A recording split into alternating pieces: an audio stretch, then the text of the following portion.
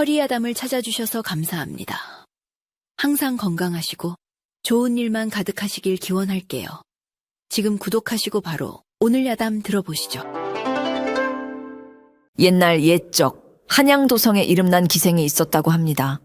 그 이름은 채연이었지요. 보름달 아래 피어난 연꽃처럼 곱고 아름다웠다 하여 채연이라 불렸답니다. 채연은 그저 얼굴만 예쁜 기생이 아니었습니다.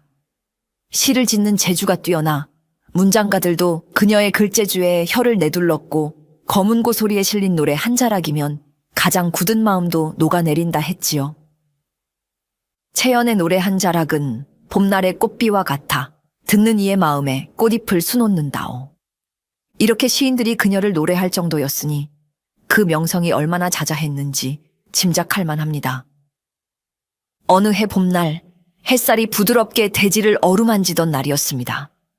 왕은 봄맞이 도성 행차를 나섰고 그날 밤 대궐 밖에서 연회를 베풀었지요. 최고의 기생들만이 부를 수 있는 자리, 그곳에 채연도 있었습니다. 오늘 밤 그대들 중 가장 뛰어난 재주를 보이는 자에게 특별한 상을 내리겠노라. 왕의 말씀에 모든 기생들이 들떴지만 채연은 담담했습니다. 그저 자신의 예술을 보여줄 기회라 생각했지요. 채연의 차례가 되었을 때 그녀는 붉은 비단치마를 살짝 들어 올리며 자리에서 일어났습니다. 검은 고 위를 스치는 그녀의 손가락은 마치 물 위를 노니는 나비 같았고 그녀의 목소리는 밤하늘의 별빛처럼 영롱하게 울려 퍼졌습니다. 그 순간 마치 시간이 멈춘 듯 했지요. 왕은 채연의 노래에 온전히 빠져들었습니다. 그대의 이름은? 채연이라 하옵니다, 전하. 아름다운 이름이구나. 연꽃처럼 고운 그대의 이름처럼. 왕의 눈빛이 채연의 얼굴에서 떨어지지 않았습니다.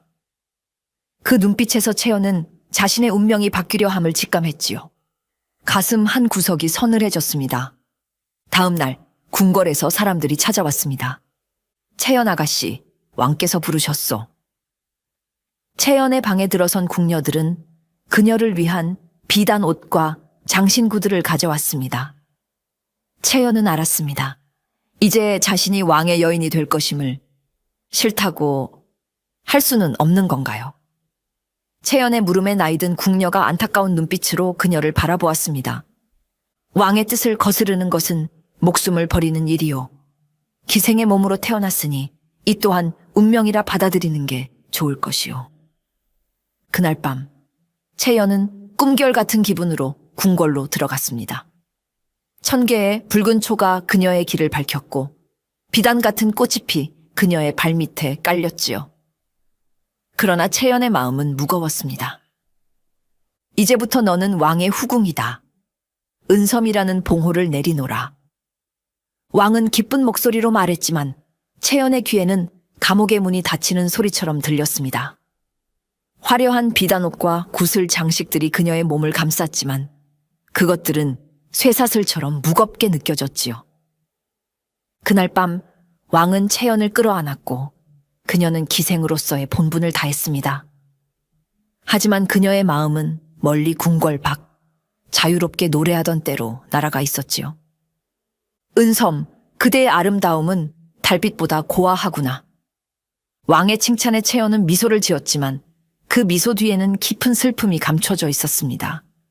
그녀는 이제 자신의 이름조차 잃고 은섬이라는 새 이름을 받아야 했으니까요. 달빛이 그녀의 침소를 비추는 밤, 채연은 홀로 눈물을 흘렸습니다.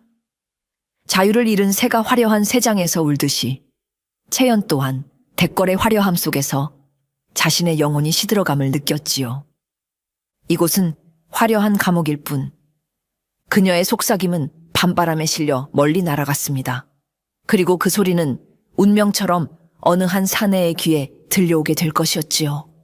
조선의 궁궐, 그 화려한 담장 안에서 채연이 새 삶을 살아가기 시작한 지 보름쯤 지났을 무렵이었습니다. 그날은 은은한 달빛이 궁궐의 연못을 비추는 밤이었지요. 강휘는 그날도 어김없이 궁궐의 경비를 서고 있었습니다. 그는 조선에서 가장 뛰어난 무예를 지닌 무사로 왕의 친위대장 자리에 오른 인물이었지요. 검술은 물론 활쏘기와 말타기에 이르기까지 그의 재주는 타의 추종을 불허했다고 합니다. 경비를 강화하라. 오늘 밤은 특히 신경 써서 살피거라. 강휘는 부하들에게 명령을 내리고 혼자서 후원 쪽 경비를 맡았습니다. 달빛이 쏟아지는 고요한 밤, 그의 발걸음은 어느덧 연못가로 향했지요. 그때였습니다. 연못가에 홀로 앉아있는 여인의 모습이 눈에 들어왔습니다. 밤이 이리 깊었는데 저곳에 누가... 강휘는 조심스레 다가갔습니다. 달빛 아래 비단 옷을 입은 여인. 그녀의 어깨가 떨리고 있었지요. 그는 숨어서 여인을 지켜보았습니다. 혹시 궁궐에 침입한 자객은 아닌지, 이상한 낌새는 없는지 살피고자 함이었지요. 그런데 여인의 얼굴이 달빛에 드러나는 순간 강휘는 숨을 멈췄습니다. 눈물에 젖은 그 얼굴은 마치 슬픔을 간직한 달의 정령 같았으니까요. 그녀는 바로 며칠 전 왕에게 바쳐진 은섬, 바로 채연이었습니다. 어찌 그리 슬퍼하시나. 강휘는 무심코 중얼거렸습니다. 그 소리에 채연이 놀라 고개를 들었고 두 사람의 눈이 허공에서 마주쳤지요. 그 순간 강휘는 이상한 감정에 휩싸였습니다. 그녀의 눈에서 읽히는 깊은 슬픔과 외로움이 그의 가슴을 찔렀습니다. 채연은 누군가 자신을 지켜보고 있다는 것을 알고 급히 눈물을 닦았습니다. 그리고는 황급히 일어나 도망치듯 자리를 떠났지요. 하지만 가는 길에 그녀의 비단 손수건 하나가 연못께 떨어졌습니다. 강휘는 그 자리에 한동안 서 있다가 천천히 손수건을 주워들었습니다. 연꽃 향기가 은은하게 배어있는 그 손수건에서 그는 채연의 슬픔을 느꼈습니다. 왕의 여인을 내가 어찌... 강휘는 자신의 마음에 피어나는 감정을 애써 억눌렀습니다. 왕의 여인을 사모하는 것은 목숨을 버리는 일, 아니 반역죄에 해당하는 큰 죄였으니까요. 그럼에도 그날 밤 채연의 눈물에 젖은 얼굴은 강휘의 꿈에 나타났습니다. 이튿날 강휘는 정물을 보는 왕을 경호하며 문득 왕이 채연의 처소로 향하는 것을 보게 되었습니다.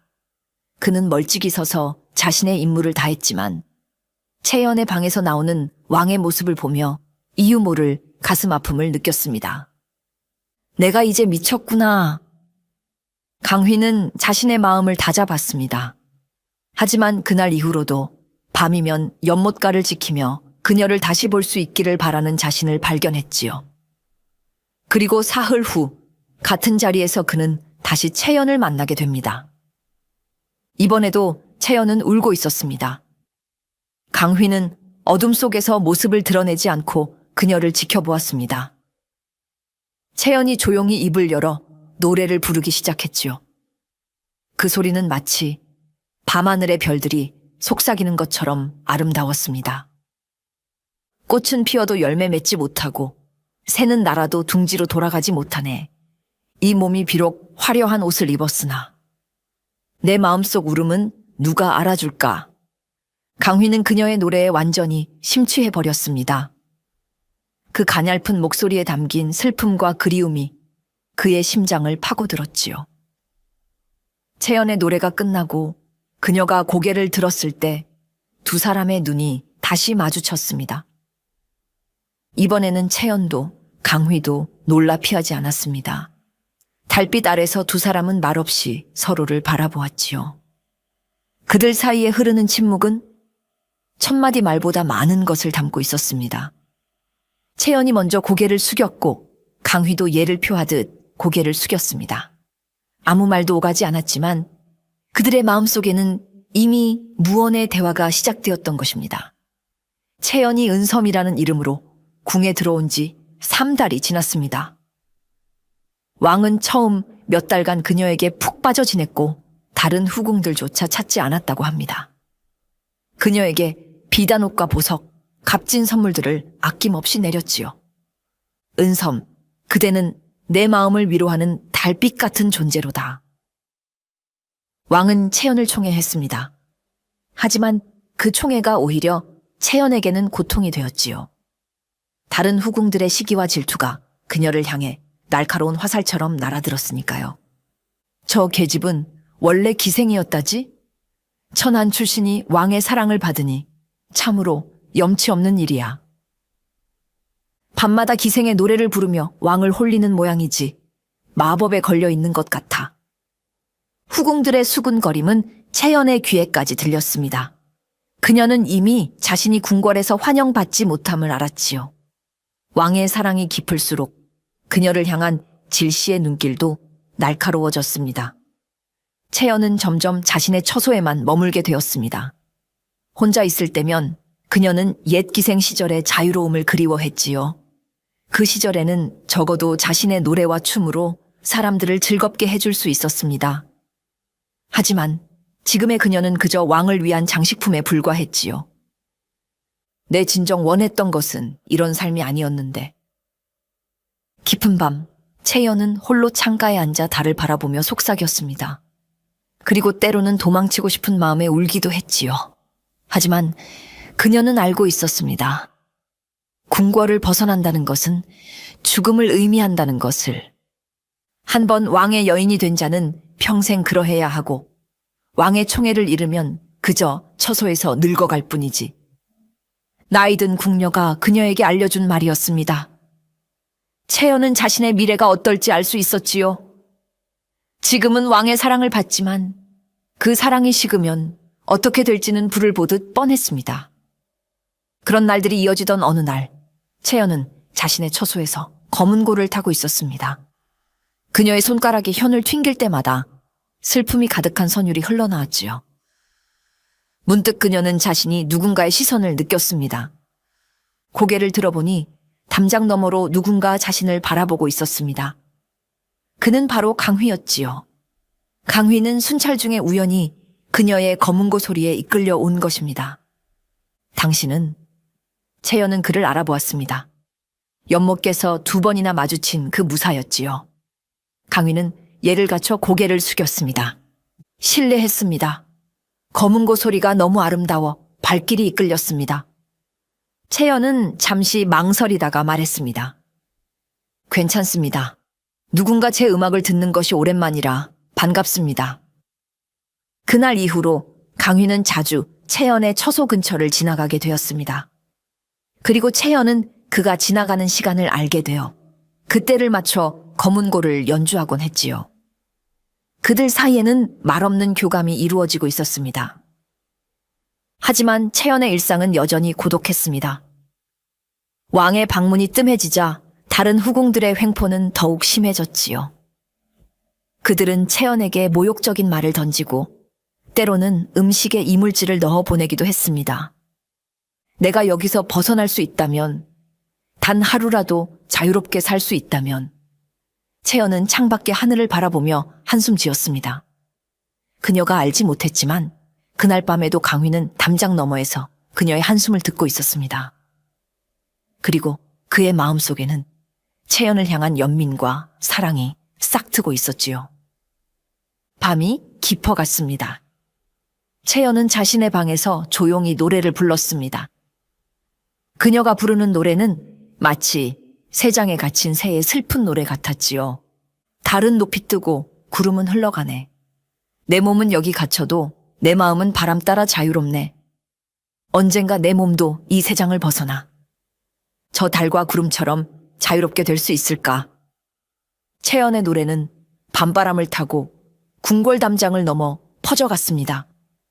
그리고 그 소리는 어딘가에서 그녀를 지켜보는 강휘의 귀에도 들려왔지요. 그의 가슴 속에서는 이미 위험한 생각이 자라나고 있었습니다. 저 새장의 문을 열어주고 싶다. 강휘는 달빛 아래 서서 중얼거렸습니다. 그것이 자신의 목숨을 건 반역임을 알면서도 채연의 슬픔을 더 이상 지켜볼 수 없었기 때문입니다. 그리고 이 두 사람의 마음이 이어지게 될 그날은 생각보다 빨리 찾아오고 있었습니다. 봄이 지나고 여름이 찾아올 무렵 궁궐에 이상한 소문이 돌기 시작했습니다. 누군가 밤중에 은섬 후궁의 처소 근처를 맴돈다는 것이었지요. 이 소문이 왕의 귀에 들어가자 왕은 크게 노하였습니다. 누구든 은섬의 처소에 접근하는 자가 있다면 당장 잡아들이라. 왕은 명을 내렸고 더불어 은섬의 안전을 위해 특별히 호위무사를 배치하기로 했습니다. 그 임무는 당연히 가장 뛰어난 무예를 지닌 강휘에게 주어졌지요. 전하의 명을 받들겠습니다. 강휘는 엄숙히 고개를 숙였지만 속으로는 가슴이 뛰었습니다. 채연을 가까이서 지킬 수 있다는 생각에 기쁨과 두려움이 교차했지요. 그날부터 강휘는 채연의 처소 밖에서 호위를 서기 시작했습니다. 처음에는 서로 말 한마디 나누지 않았습니다. 채연은 창가에 앉아 책을 읽거나 검은고를 타고 강휘는 묵묵히 그녀를 지켰지요. 그러던 어느 날 밤 갑자기 강한 비바람이 불어닥쳤습니다. 처마 끝에 걸린 풍경이 요란하게 울리고 비에 젖은 담장 너머로 바람소리가 휘몰아쳤지요. 무사님, 처마 아래로 들어오시지요. 비를 맞고 계시면 병이 들 것입니다. 창문 너머로 채연의 목소리가 들렸습니다. 강휘는 잠시 망설이다가 처마 아래로 몸을 피했습니다. 괜찮습니다. 제 임무는 당신을 지키는 것입니다. 비를 맞으며 병이 든다면 어찌 임무를 다할 수 있겠습니까? 차라리 처마 아래에서 쉬시는 것이 현명할 것 같습니다. 강휘는 그녀의 배려에 감사했습니다.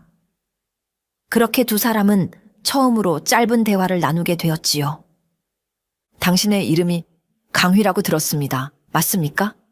네, 그렇습니다. 강씨 집안의 휘라고 합니다. 휘, 빛날 휘자군요. 참으로 어울리는 이름입니다. 채연의 말에 강휘는 얼굴이 붉어졌습니다. 그는 감히 고개를 들어 그녀를 바라볼 수 없었지요. 그리고 당신은 원래 이름이 채연이라 들었습니다. 채연은 놀랐습니다. 자신의 본명을 아는 이가 궁궐에는 거의 없었으니까요. 어찌 제 이름을... 당신이 연못께서 저를 본 그 무사였군요. 강휘는 고개를 끄덕였습니다. 비가 처마를 타고 떨어지는 소리만이 잠시 두 사람 사이를 채웠습니다. 채연이라는 이름이 당신에게 더 어울리는 것 같습니다. 강휘의 말에 채연은 슬픈 미소를 지었습니다. 이제 저는 은섬이란 이름으로 살아가야 합니다. 채연이란 이름은 이미 지나간 삶의 흔적일 뿐이지요. 그날 밤 비가 그칠 때까지 두 사람은 조심스레 대화를 나누었습니다.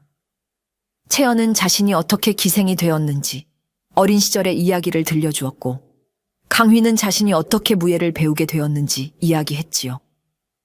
저는 산골 마을에서 태어났습니다. 아버지는 대대로 내려오는 활솜씨로 마을을 지키는 사냥꾼이었지요. 15살 때 왜구가 마을을 침범했는데 그때 아버지가 돌아가시며 저에게 마지막으로 화를 쥐어주셨습니다. 채연은 강휘의 이야기를 들으며 처음으로 진정한 공감을 느꼈습니다. 그도 자신처럼 상처를 품고 살아온 것이었지요. 당신의 활솜씨는 어떤지요?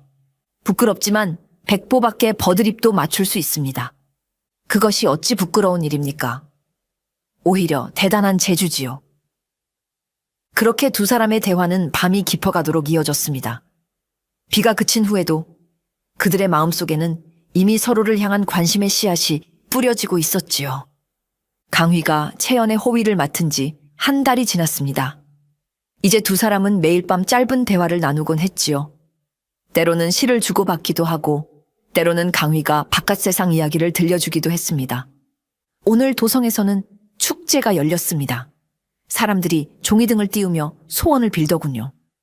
종이등, 예전에 저도 한번 띄워본 적이 있어요. 제 소원이 하늘에 닿기를 바라며. 채연의 눈에 그리움이 어렸습니다.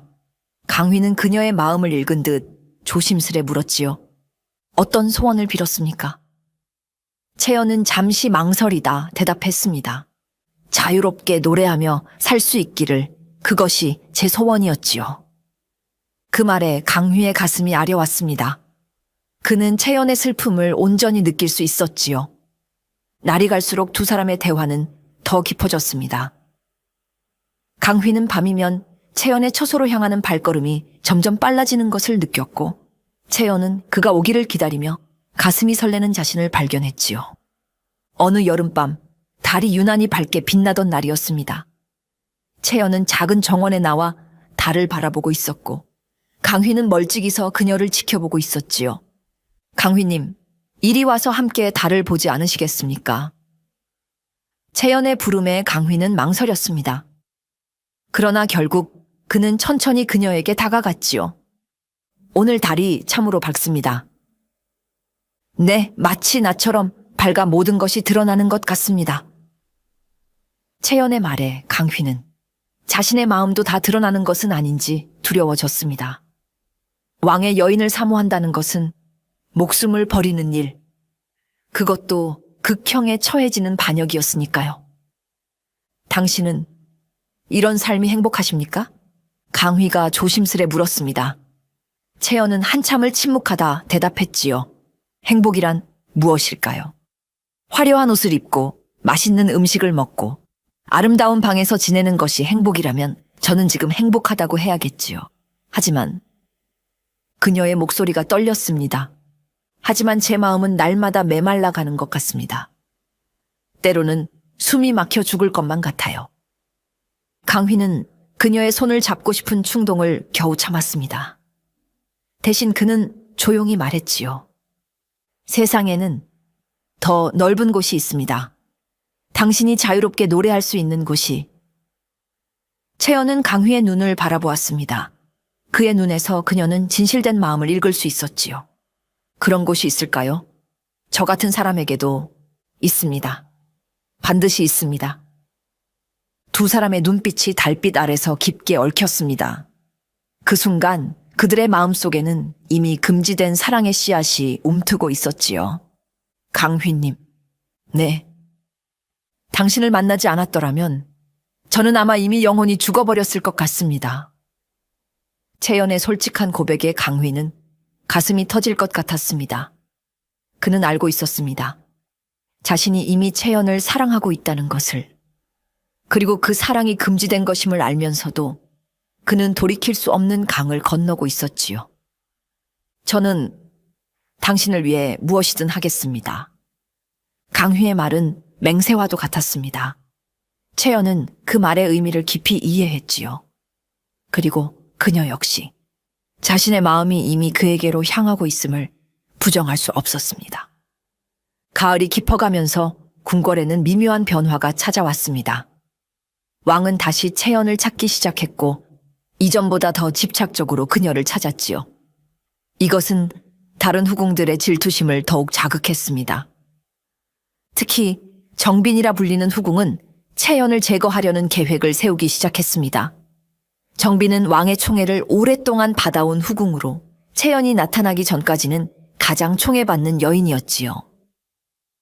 저 천한 기생이 어찌 감히 왕의 마음을 차지하느냐. 반드시 그녀를 궁궐에서 내쫓아야 해. 정빈은 자신의 계획을 실행에 옮기기 시작했습니다. 우선 그녀는 왕의 귀에 이상한 소문을 흘렸지요. 전하, 은섬 후궁이 밤마다 남자와 만난다는 소문이 있습니다. 왕은 처음에는 그 말을 믿지 않았습니다. 하지만 정빈은 계속해서 의심의 씨앗을 심었지요. 전하께서 은섬의 처소에 가시지 않는 날이면 그녀의 방에서 남자의 목소리가 들린다고 합니다. 그녀의 호위무사가 증인이 될 수 있을 것입니다. 왕은 마침내 의심하기 시작했습니다. 그는 채연의 처소를 감시하도록 밀명을 내렸지요. 강휘는 이 사실을 모른 채 여전히 채연과 비밀스러운 만남을 이어갔습니다. 그들의 대화는 점점 더 깊어졌고 마음의 거리는 좁아졌지요. 어느 날 밤 채연은 강휘에게 조심스레 물었습니다. 만약 제가 이곳을 떠날 수 있다면 어디로 가야 할까요? 강휘는 그 질문의 의미를 정확히 알아들었습니다. 그는 잠시 침묵하다가 대답했지요. 남쪽 바다 근처에 작은 마을이 있습니다. 그곳은 조정의 손길이 잘 닿지 않는 곳이지요. 그곳에서라면 그의 말이 채 끝나기도 전에 갑자기 발소리가 들렸습니다. 누군가 채연의 처소를 향해 다가오고 있었지요. 강휘는 재빨리 몸을 숨겼고 채연은 급히 검은고를 들어 연주하는 척했습니다. 그러나 이미 늦었습니다. 왕의 친위대가 처소를 둘러싸고 있었고 그들은 채연의 방을 뒤지기 시작했습니다. 무슨 일입니까? 채연이 놀라 물었지만 친위대는 대답하지 않고 계속해서 방을 뒤졌습니다. 그들은 마치 무언가를 찾는 듯 했지요. 바로 그때 한 병사가 채연의 베개 밑에서 무언가를 발견했습니다. 그것은 작은 쪽지였지요. 이것이 무엇입니까? 채연은 당황했습니다. 자신은 그런 쪽지를 본 적이 없었기 때문이었지요. 병사는 쪽지를 펼쳐 읽었습니다. 오늘 밤 3번째 경비교대 시간에 담장 너머로 도망치자. 내가 그대를 기다리겠소. 이것이 무엇입니까? 은섬후궁. 채연은 얼어붙었습니다. 분명 누군가 자신을 함정에 빠뜨리려는 것이었지요. 그녀는 강휘를 생각했습니다. 만약 그가 연루된다면? 저는 그런 쪽지를 본 적이 없습니다. 누군가 저를 모함하려는 것이 틀림없습니다. 하지만 친위대는 그녀의 말을 듣지 않았습니다. 그들은 채연을 체포하여 왕 앞으로 끌고 갔지요. 왕은 분노로 얼굴이 일그러져 있었습니다. 그의 곁에는 미소 짓고 있는 정빈이 서 있었지요. 은섬, 네가 나를 배신했느냐? 누구와 도망치려 했던 것이냐? 채연은 고개를 들어 당당히 왕을 바라보았습니다. 전하, 저는 결코 전하를 배신한 적이 없습니다. 저는 그런 쪽지를 쓴 적도 받은 적도 없습니다. 거짓말이다. 증거가 여기 있지 않느냐? 왕은 쪽지를 내던졌습니다. 채연은 무릎을 꿇은 채 눈물을 흘렸습니다. 전하, 부디 저를 믿어주십시오. 저는 결코... 그만. 네가 나를 배신했다는 것은 명백하다. 내일 아침 너는 처형될 것이다. 왕의 명령에 궁궐 전체가 얼어붙었습니다. 채연은 감옥으로 끌려갔고 강휘는 이 모든 상황을 멀리서 지켜볼 수밖에 없었지요. 그날 밤 감옥에 갇힌 채연은 마지막 노래를 불렀습니다. 하늘이여 내 억울함을 들어주소서. 나는 죄 없이 누명을 쓰고 죽게 되었나이다. 다만 한 가지 소원이 있다면 그이의 안전을 지켜주소서. 그녀의 노래는 감옥 담장을 넘어 밤하늘로 퍼져갔습니다. 그리고 어딘가에서 강휘는 그 노래를 들으며 결단을 내리고 있었지요. 채연, 내가 반드시 그대를 구하리라. 강휘의 눈에는 결연한 의지가 빛났습니다. 그는 이미 자신의 미래를 결정한 것이었지요. 설령 그것이 반역이요, 죽음을 의미한다 해도 그는 채연을 구하기로 마음먹었습니다. 그렇게 한밤중 궁궐은 깊은 어둠에 휩싸였고 다가올 새벽은 두 사람의 운명을 완전히 바꿔놓을 것이었습니다. 채연이 감옥에 갇힌 그날 밤 궁궐은 무거운 침묵에 휩싸였습니다. 강휘는 자신의 방에서 뜬 눈으로 밤을 지새웠지요. 그의 가슴은 불타는 듯했고 머릿속에는 오직 채연의 모습만이 맴돌았습니다. 이대로 그녀를 잃을 수는 없다. 강휘는 결심했습니다. 설령 그것이 자신의 목숨을 버리는 일이라 해도 채연을 구해야 한다고.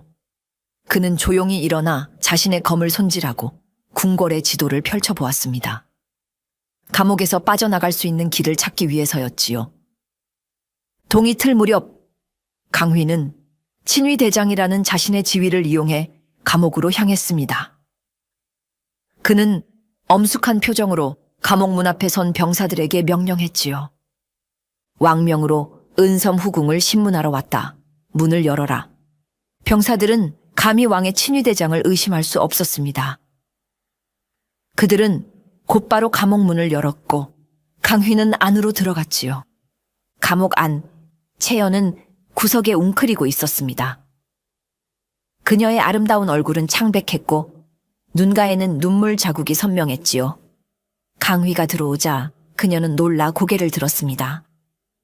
강휘님. 강휘는 주위를 살피고 작은 목소리로 말했습니다. 채연, 내가 당신을 구하러 왔소.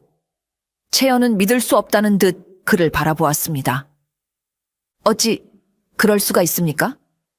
전하께서는 이미 내일 아침 나를 처형하라 명하셨는데 나와 함께 도망치시오. 이 궁궐을 벗어나 자유로운 곳으로 가는 것이오. 강휘의 말에 채연은 망설였습니다.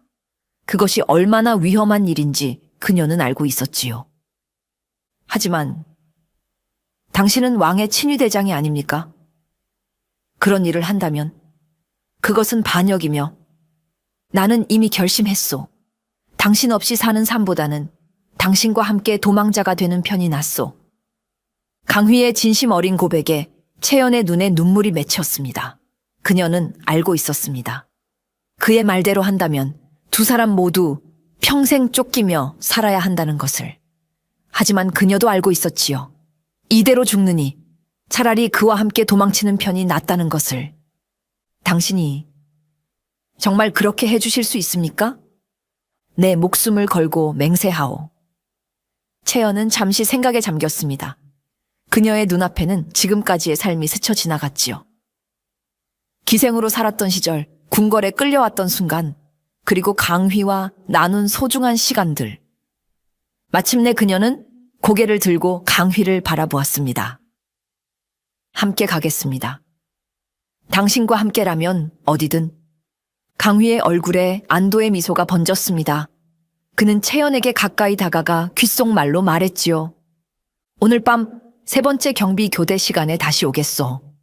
그때까지 힘을 내시오. 채연은 고개를 끄덕였고 강휘는 그녀의 손을 살짝 잡았다 놓았습니다. 그 짧은 접촉에서도 두 사람은 서로의 마음을 확인할 수 있었지요. 강휘는 병사들에게 신문이 끝났다고 말하고 감옥을 나왔습니다. 그의 표정은 다시 엄숙해졌지만 가슴 속에서는 불꽃이 타오르고 있었습니다. 오늘 밤 그는 자신의 모든 것을 걸고 채연을 구해낼 것이었으니까요. 강휘는 감옥을 나온 후 곧바로 행동에 나섰습니다. 우선 그는 친위대장으로서 오늘 밤 경비 순찰 계획을 변경했지요. 자신이 신뢰하는 부하들을 중요하지 않은 위치에 배치하고 감옥 근처와 궁궐, 동쪽 담장 근처의 경비를 최소화했습니다. 오늘 밤은 왕의 내전 주변에 경비를 더 강화하라.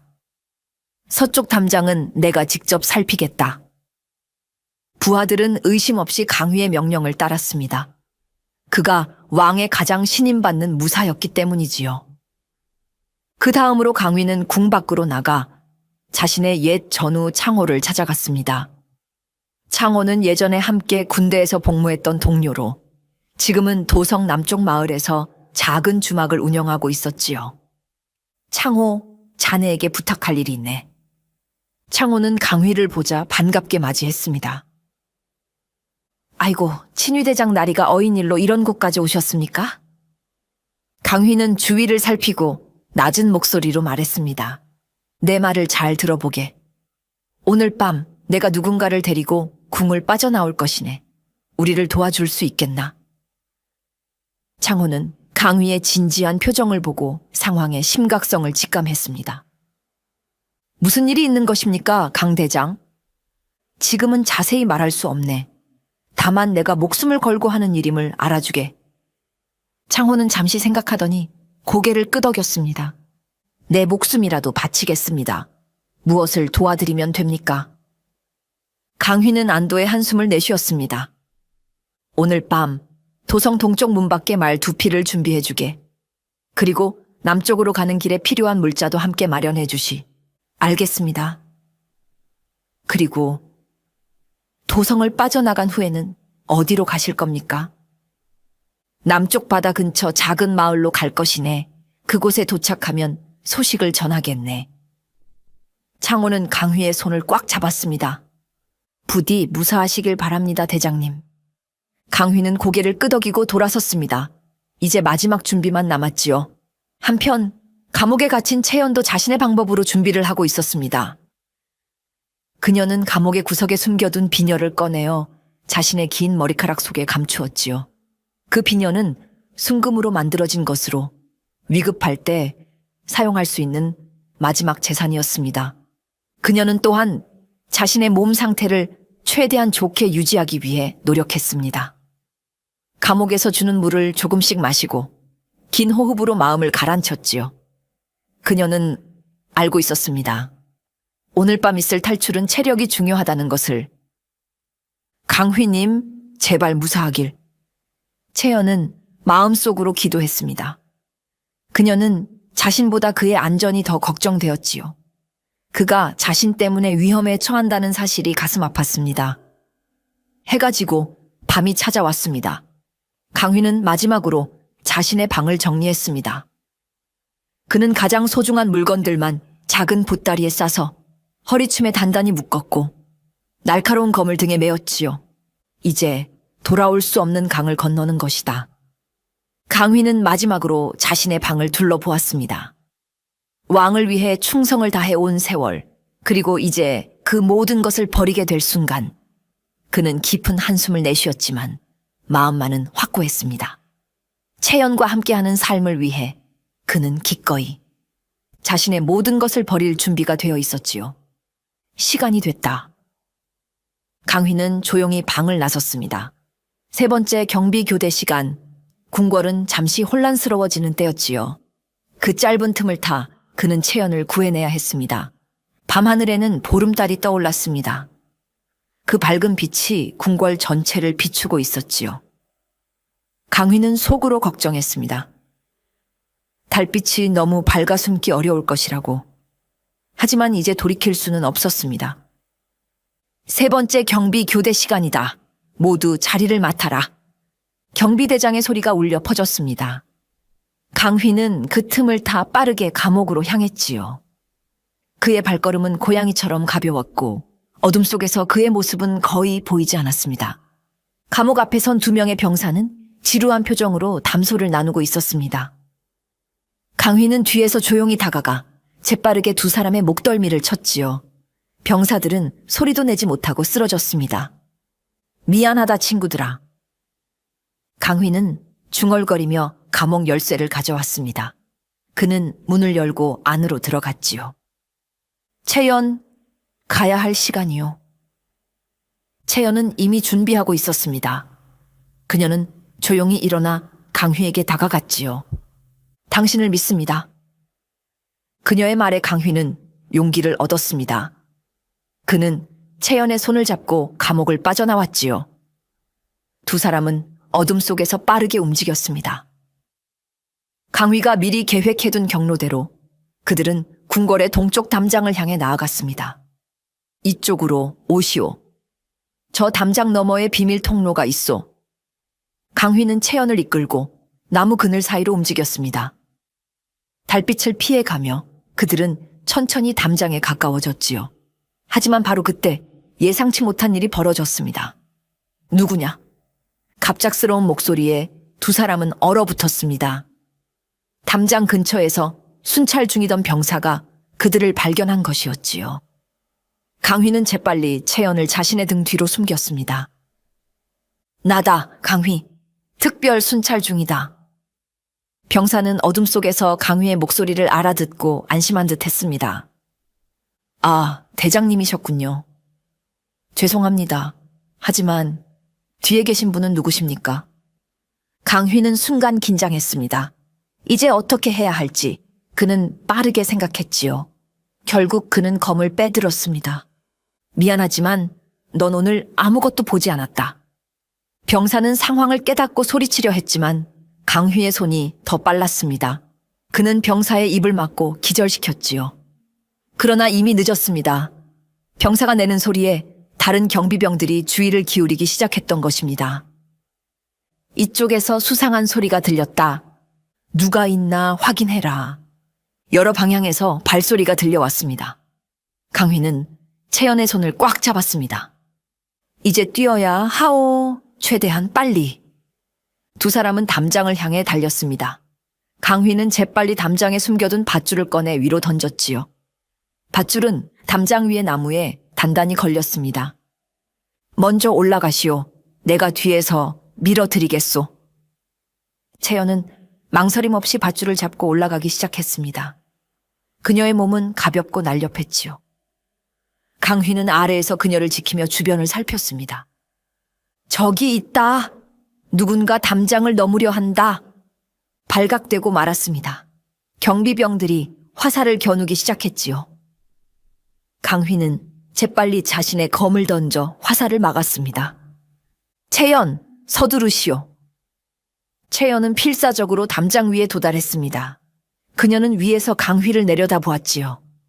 빨리 오세요. 강휘도 밧줄을 타고 올라가기 시작했습니다.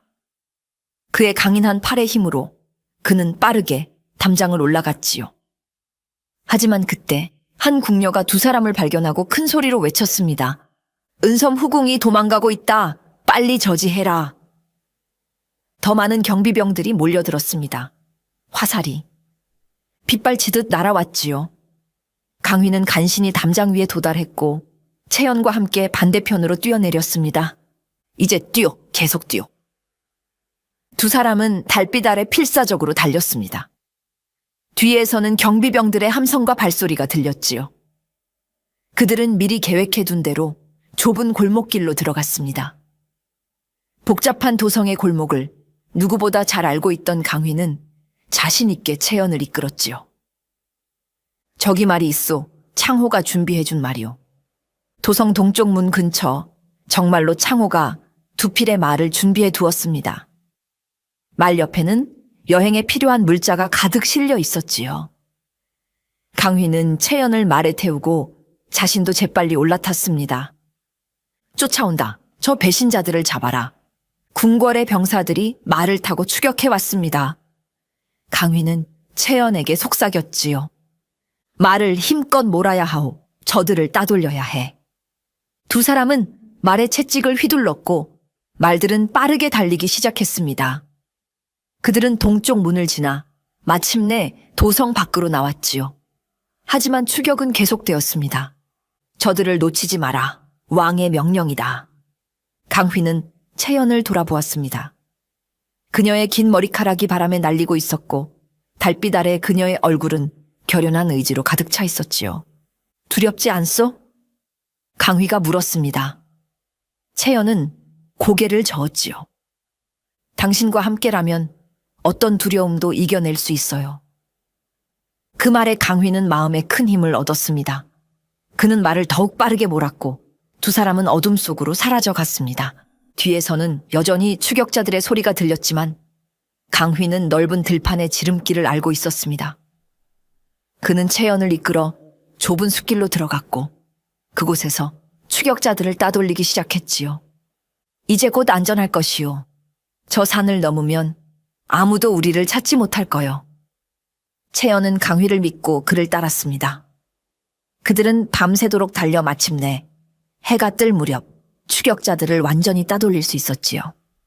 산비탈에 자리 잡은 작은 암자에서 두 사람은 잠시 숨을 돌렸습니다. 채연은 하늘을 바라보며 깊은 숨을 내쉬었지요. 자유롭게 된 것일까요? 강휘는 그녀의 손을 잡았습니다. 아직 완전히 자유롭진 않소. 하지만 지금부터 우리는 자신의 운명을 스스로 결정할 수 있소. 채연의 눈에 눈물이 맺혔습니다. 그것은 슬픔의 눈물이 아니라 새로운 시작에 대한 기대와 희망의 눈물이었지요. 함께 가요. 어디든 당신과 함께라면.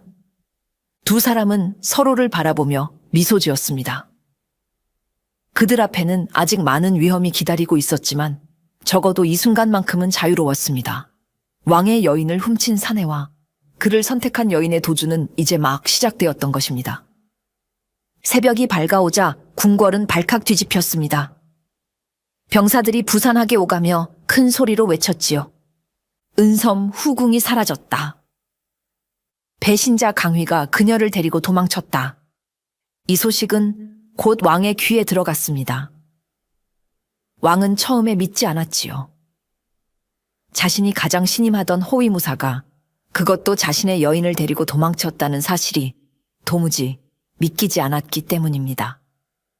어찌 그런 일이 있을 수 있느냐? 당장 확인해보라. 왕의 명령에 신하들이 달려갔고 얼마 지나지 않아 사실임을 확인하고 돌아왔습니다. 감옥은 비어 있었고 강휘의 방에서는 그가 남긴 친위대장 표식만이 덩그러니 놓여 있었지요. 전하, 강휘와 은섬은 분명 함께 도망친 것이 맞습니다. 동쪽 문을 지키던 병사들이 그들을 목격했다고 합니다. 이 말을 들은 왕의 얼굴이 순식간에 붉게 변했습니다. 그의 두 눈에서는 불길이 치솟는 것 같았지요. 그는 자리에서 벌떡 일어나 큰 소리로 외쳤습니다. 이 무슨 반역이냐. 내가 가장 신임하던 강휘가 내 여인을 결코 용서할 수 없다. 왕은 분노로 괴로워하며 주변의 물건들을 내던졌습니다. 그의 분노는 마치 화산이 터지는 것과 같았지요. 신하들은 감히 그 앞에 서 있을 수 없었습니다. 내 명령을 들어라. 지금 당장 전국에 수배령을 내려라. 그 배신자 강휘와 은섬을 찾아내어 내 앞으로 끌고 오라. 왕의 명령이 떨어지자 신하들은 곧바로 움직였습니다. 전국 방방곡곡에 수배문이 붙었고 모든 관문과 나루터에는 병사들이 배치되었지요. 그들은 강휘와 채연의 모습을 상세히 묘사한 그림을 들고 다니며 모든 행인을 검문했습니다. 한편 왕은 대전에서 사흘 동안 밥도 먹지 않고 술만 마시며 분노에 차 있었습니다. 그의 눈에는 복수심만이 가득했지요. 강휘, 네가 감히 내 여인을 훔쳐갔느냐? 이 배신을 어찌 용서할 수 있겠느냐? 마침내 사흘째 되는 날 왕은 내전의 대신들을 모두 불러모았습니다. 그의 얼굴은 분노로 굳어 있었지요. 내 뜻을 확실히 전하노라. 강휘와 은섬을 찾아내는 자에게는 천금을 상으로 내릴 것이다. 그들을 숨겨준 자가 있다면 그 일가를 모두 멸족시킬 것이다. 신하들은 소름이 돋았습니다. 왕의 분노가 얼마나 깊은지 느낄 수 있었지요. 그리고 이들을 찾아 잡아오면 내가 직접 두 사람의 목을 벨 것이다. 그들이 저지른 반역은 결코 가볍게 넘어갈 수 없다. 왕의 외침은 궁궐 전체에 울려 퍼졌습니다. 그리고 그 소리는 바람을 타고 멀리, 아주 멀리 퍼져 나갔지요. 도망자들이 있는 곳까지는 닿지 않았지만 그들을 쫓는 병사들의 마음속에는 왕의 분노가 깊이 새겨졌습니다. 두 사람을 반드시 잡아라. 산이든 바다든 어디에 숨어도 찾아내어 참수하라. 이것이 왕의 마지막 명령이었습니다. 그리고 이 명령을 받든 추격대는 이미 도망자들의 흔적을 찾아 남쪽으로 향하고 있었지요. 강휘와 채연은 밤낮으로 달려 한양에서 멀리 떨어진 산골짜기에 도착했습니다. 그들은 인적이 드문 산길을 따라 남쪽으로 향했지요. 산속의 좁은 길은 험했지만 추격자들이 찾기 어려운 곳이기도 했습니다. 조금만 더 가면 작은 마을이 나온다. 그곳에서 잠시 쉬어가자. 강휘는 지친 채연을 걱정스럽게 바라보았습니다. 채연은 궁궐에서 편안하게 살아온 몸이라 이런 험한 길을 가는 것이 쉽지 않았지요. 하지만 그녀는 결코 불평하지 않았습니다. 괜찮아요. 더 갈 수 있어요. 그녀의 결연한 목소리에 강휘는 감동했습니다. 그는 채연의 손을 꼭 잡아주었지요. 곧 해가 질 것이다. 마을에 도착하면 따뜻한 음식을 먹을 수 있을 거야. 두 사람은 서로 의지하며 산길을 걸었습니다. 날이 저물 무렵 그들은 작은 산골 마을에 도착했지요. 마을은 10가구도 차에되지 않는 조그마한 곳이었습니다. 그들은 마을 외곽에 있는 허름한 농가를 찾아갔습니다. 누구십니까? 문을 열고 나온 노인은 의심스러운 눈빛으로 두 사람을 바라보았습니다. 강휘는 공손하게 고개를 숙였지요. 길을 잃은 여행자입니다. 하룻밤만 묵어갈 곳을 찾고 있습니다. 노인은 두 사람을 자세히 살펴보았습니다. 비록 그들이 평범한 옷을 입고 있었지만 그들의 자태와 말투에서 범상치 않은 기운이 느껴졌지요. 당신들이 여행자라고요? 그런 고운 손으로 말이요. 채연의 손을 보고 노인이 의심했습니다. 강휘는 재빨리 대답했지요. 저희는 양반집 하인으로 일하다가 주인의 학대를 견디지 못해 도망친 것입니다. 부디 하룻밤만 도와주십시오. 노인은 잠시 생각하더니 고개를 끄덕였습니다. 그렇다면 들어오시게. 하지만 날이 밝으면 떠나야 하오. 두 사람은 감사하게 노인의 초라한 집으로 들어갔습니다. 방 안은 춥고 허름했지만 그래도 비와 바람을 피할 수 있는 안식처였지요. 노인은 그들에게 쌀죽 한 그릇과 김치를 내어주었습니다. 평소 같으면 채연이 입에 대지도 않았을 음식이었지만 지금의 그녀에게는 그 어떤 진수성찬보다 귀한 것이었지요. 정말 맛있습니다. 감사합니다. 채연은 진심으로 노인에게 감사를 표했습니다. 노인은 그녀의 예쁜 얼굴을 보며 흐뭇해했지요. 아가씨는 어디서 왔소? 저는 멀리서 왔습니다. 채연은 조심스럽게 대답했습니다. 노인은 더 묻지 않고 고개를 끄덕였지요. 이 나라에는 억울한 사람이 많지. 무슨 사연이 있는지 모르지만 부디 평안을 찾길 바라오. 그 말에 채연의 눈에 눈물이 고였습니다. 강휘는 그녀의 손을 꼭 잡아주었지요. 밤이 깊어지자 노인은 두 사람에게 작은 방을 내어주었습니다. 바닥에는 낡은 이불 한 장이 전부였지요. 비록 초라하지만 오늘 밤은 여기서 쉬시게. 노인이 나간 후 채연과 강휘는 처음으로 단둘이 있게 되었습니다. 작은 등불 아래 그들은 서로를 바라보았지요. 후회하지 않소? 강휘가 조심스레 물었습니다. 채연은 고개를 저었지요. 단 한순간도 후회한 적 없어요. 오히려 이렇게 자유롭게 당신과 함께 있을 수 있어 행복해요. 그녀의 말에 강휘의 가슴이 뜨거워졌습니다. 그는 조심스럽게 그녀의 얼굴을 손으로 감쌌지요. 나는 당신을 처음 본 순간부터 사랑했소. 달빛 아래 연못께서 눈물 흘리던 그날부터 채연의 눈에서도 눈물이 흘렀습니다. 저도 당신이 없었다면 제 영혼은 이미 죽어버렸을 거예요. 당신은 제게 자유와 사랑을 가르쳐 주셨어요. 두 사람은 서로를 바라보며 조용히 입술을 맞댔습니다. 그것은 궁궐에서는 결코 나눌 수 없었던 진정한 사랑의 표현이었지요. 이제부터는 어떻게 해야 할까요? 채연이 물었습니다. 강휘는 결연한 눈빛으로 대답했지요. 우리는 계속 남쪽으로 갈 것이요. 바다 건너 섬으로 가면 아무도 우리를 찾지 못할 거요. 그곳에서 우리는 새 삶을 시작할 수 있을 거요. 채연은 고개를 끄덕였습니다. 그녀의 눈에는 이제 두려움 대신 희망이 빛나고 있었지요. 당신과 함께라면 어디든 갈 수 있어요. 그렇게 두 사람은 서로의 품에 안겨 잠이 들었습니다. 비록 가난한 농가의 차가운 방이었지만 그들의 마음은 그 어느 때보다 따뜻했지요. 강휘와 채연이 산골 마을에서 하룻밤을 보내고 있을 때 한양에서는 특별 추격대가 조직되고 있었습니다. 왕은 자신의 최고 무사들을 모아 직접 명령을 내렸지요. 너희들이 내 특별 추격대다. 반드시 강휘와 은섬을 찾아 데려와야 한다.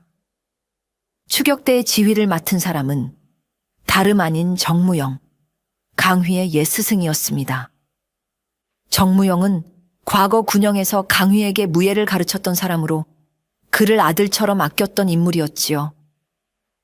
전하, 제가 반드시 그 배신자를 잡아오겠습니다. 정무영의 목소리에는 분노와 슬픔이 섞여 있었습니다. 그는 자신이 가장 아끼던 제자가 이런 큰 죄를 저질렀다는 사실이 믿기지 않았지요. 그대는 강휘를 누구보다 잘 알지 않는가? 그가 어디로 도망갔을지 짐작이 가는가? 왕이 물었습니다. 정무영은 잠시 생각하더니 대답했지요. 강휘는 산길에 능합니다.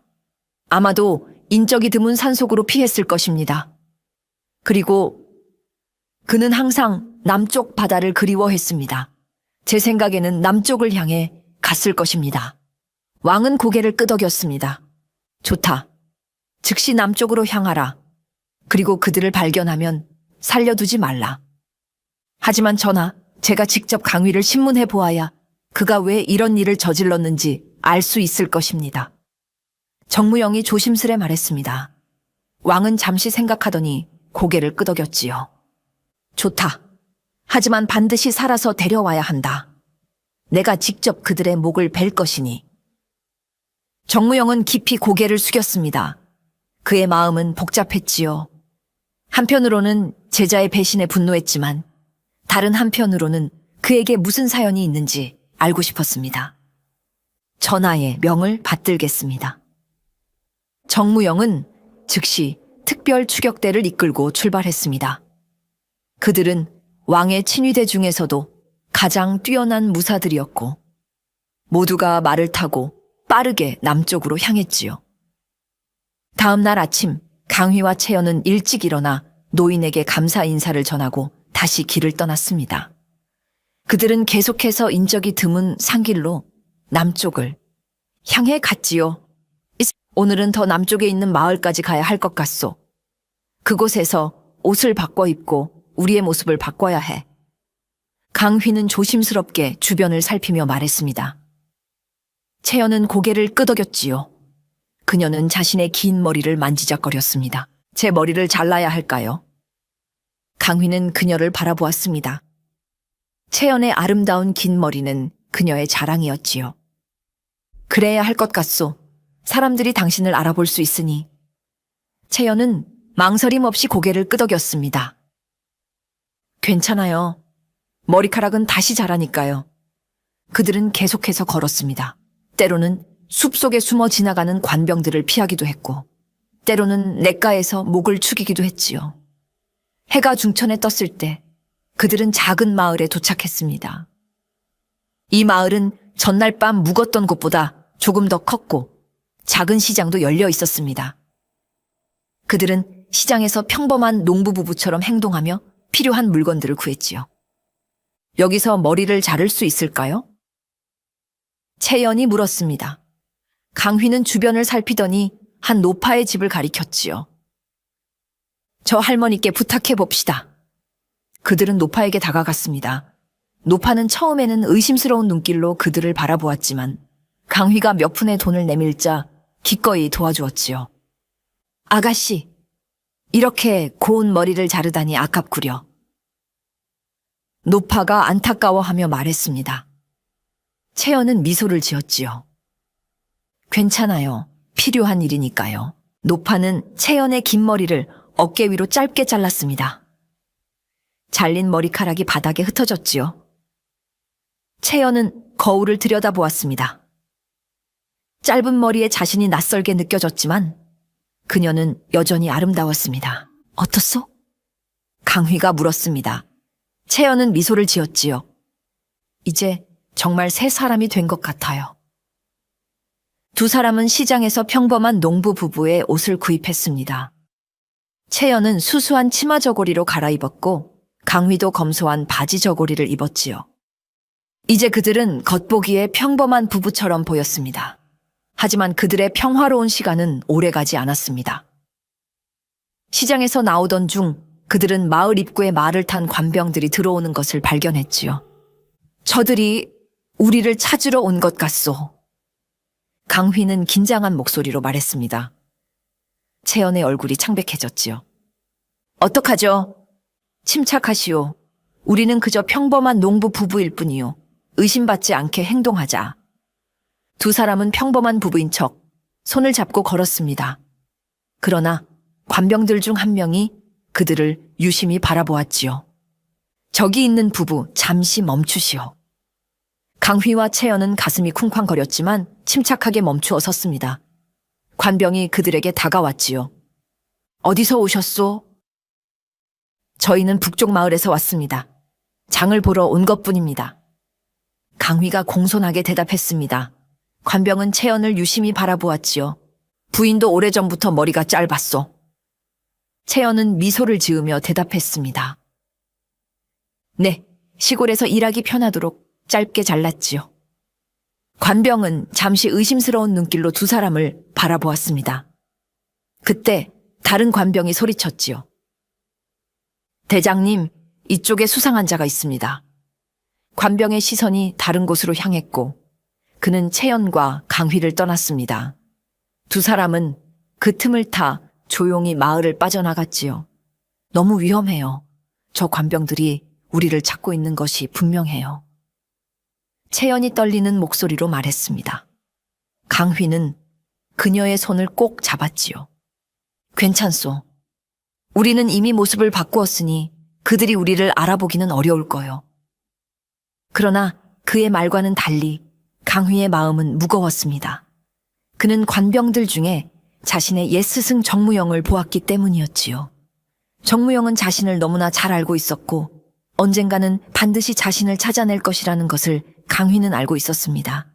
우리는 이제 어디로 가야 하죠? 채연이 물었습니다. 강휘는 결연한 표정으로 대답했지요. 계속 남쪽으로 가야 해. 하지만 이 마을 사람들에게 피해가 갈 수 있으니 우리는 서둘러 떠나야 하오.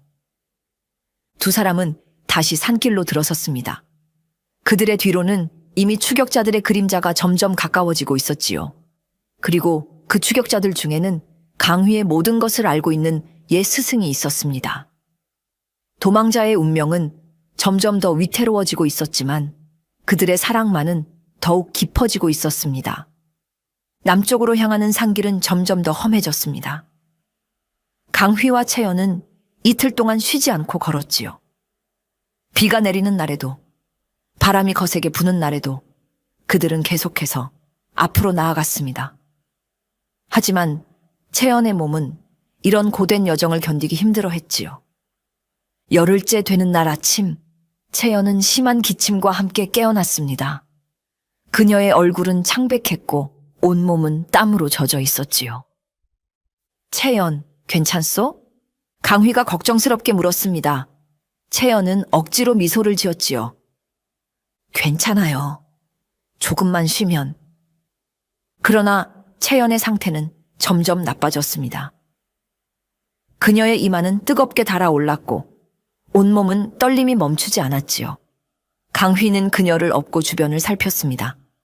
여기서 좀 쉬어야겠소. 저기 동굴이 보이니 그곳으로 가자.